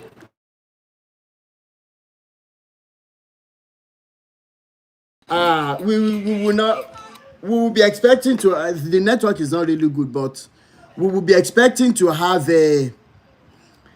some audience the Saturday that will be going online, or whichever day, either Saturday or Sunday, we will be having a very good detailed whatever. And let me round up by saying this: there is a higher power that we human beings call God. In other dialects where they don't speak English, they don't call it God. That is why in Yoruba language, we call him Oloduomare, Eledumare, and which is what I love using to address that power that nobody sees, but you can see his handiwork. So I am not an atheist. However, I will not blame anybody for being an atheist. They have the right to have that conclusion. There are some things they might have seen that I don't have access to yet. But as at today, I know that there is God, there is Eledumare. Whatever name they call it, the Igbos will call him Chukwu, whatever. Hausas will call him Allah.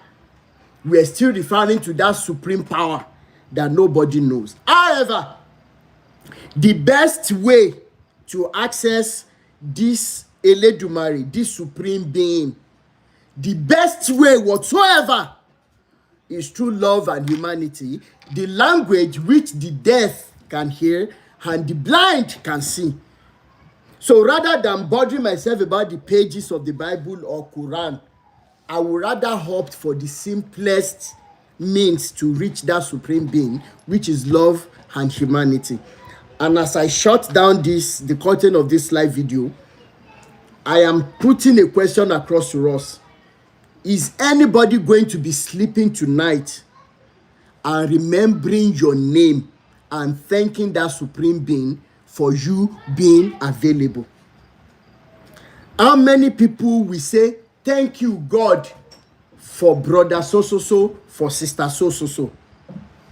People will not remember how many Bible passages. In fact, so many people cannot remember how many Bible passages T.B. Joshua rendered when he was alive. But so many people will remember how many people he used rice and food to fool, even though he had his dark secrets. People will not remember how much Bible passage I know. So many people will not remember how many Quranic recitations, no matter how beautiful you recite them. We won't remember. But if at my age, I can remember 2 allergies that I always mention, okay? I can always remember their faces. I can remember their looks. Not because they opened Quran to me when I was growing up as a young boy, but because they donated their pickups were available to carry all the children in our environment to school and to come back. If their sacrifice then was the reason why my going to school was easy, then I would rather opt for love and humanity rather than pages of Quran and pages of the Bible. And until when we begin to see that supreme God in this wise in Africa, we're still fooling around. And this is my submission for today. And until I come your way again next time, knowing that I don't just open my live videos to come and waste your time to come and talk, you already know that I always bring something to liberate at least one person. My name remains Rotimi Daniels. Akekaka lójú ọlọ́rọ̀, awíkòkò lójú ọlọ́rọ̀, tí bàbá ọlọ́rọ̀ bá gbọ́, kí ló fẹ́ fi mí ṣe? If you're in Nigeria, good night and God bless. If you're not in Nigeria, enjoy the rest of the day. Thank you so much.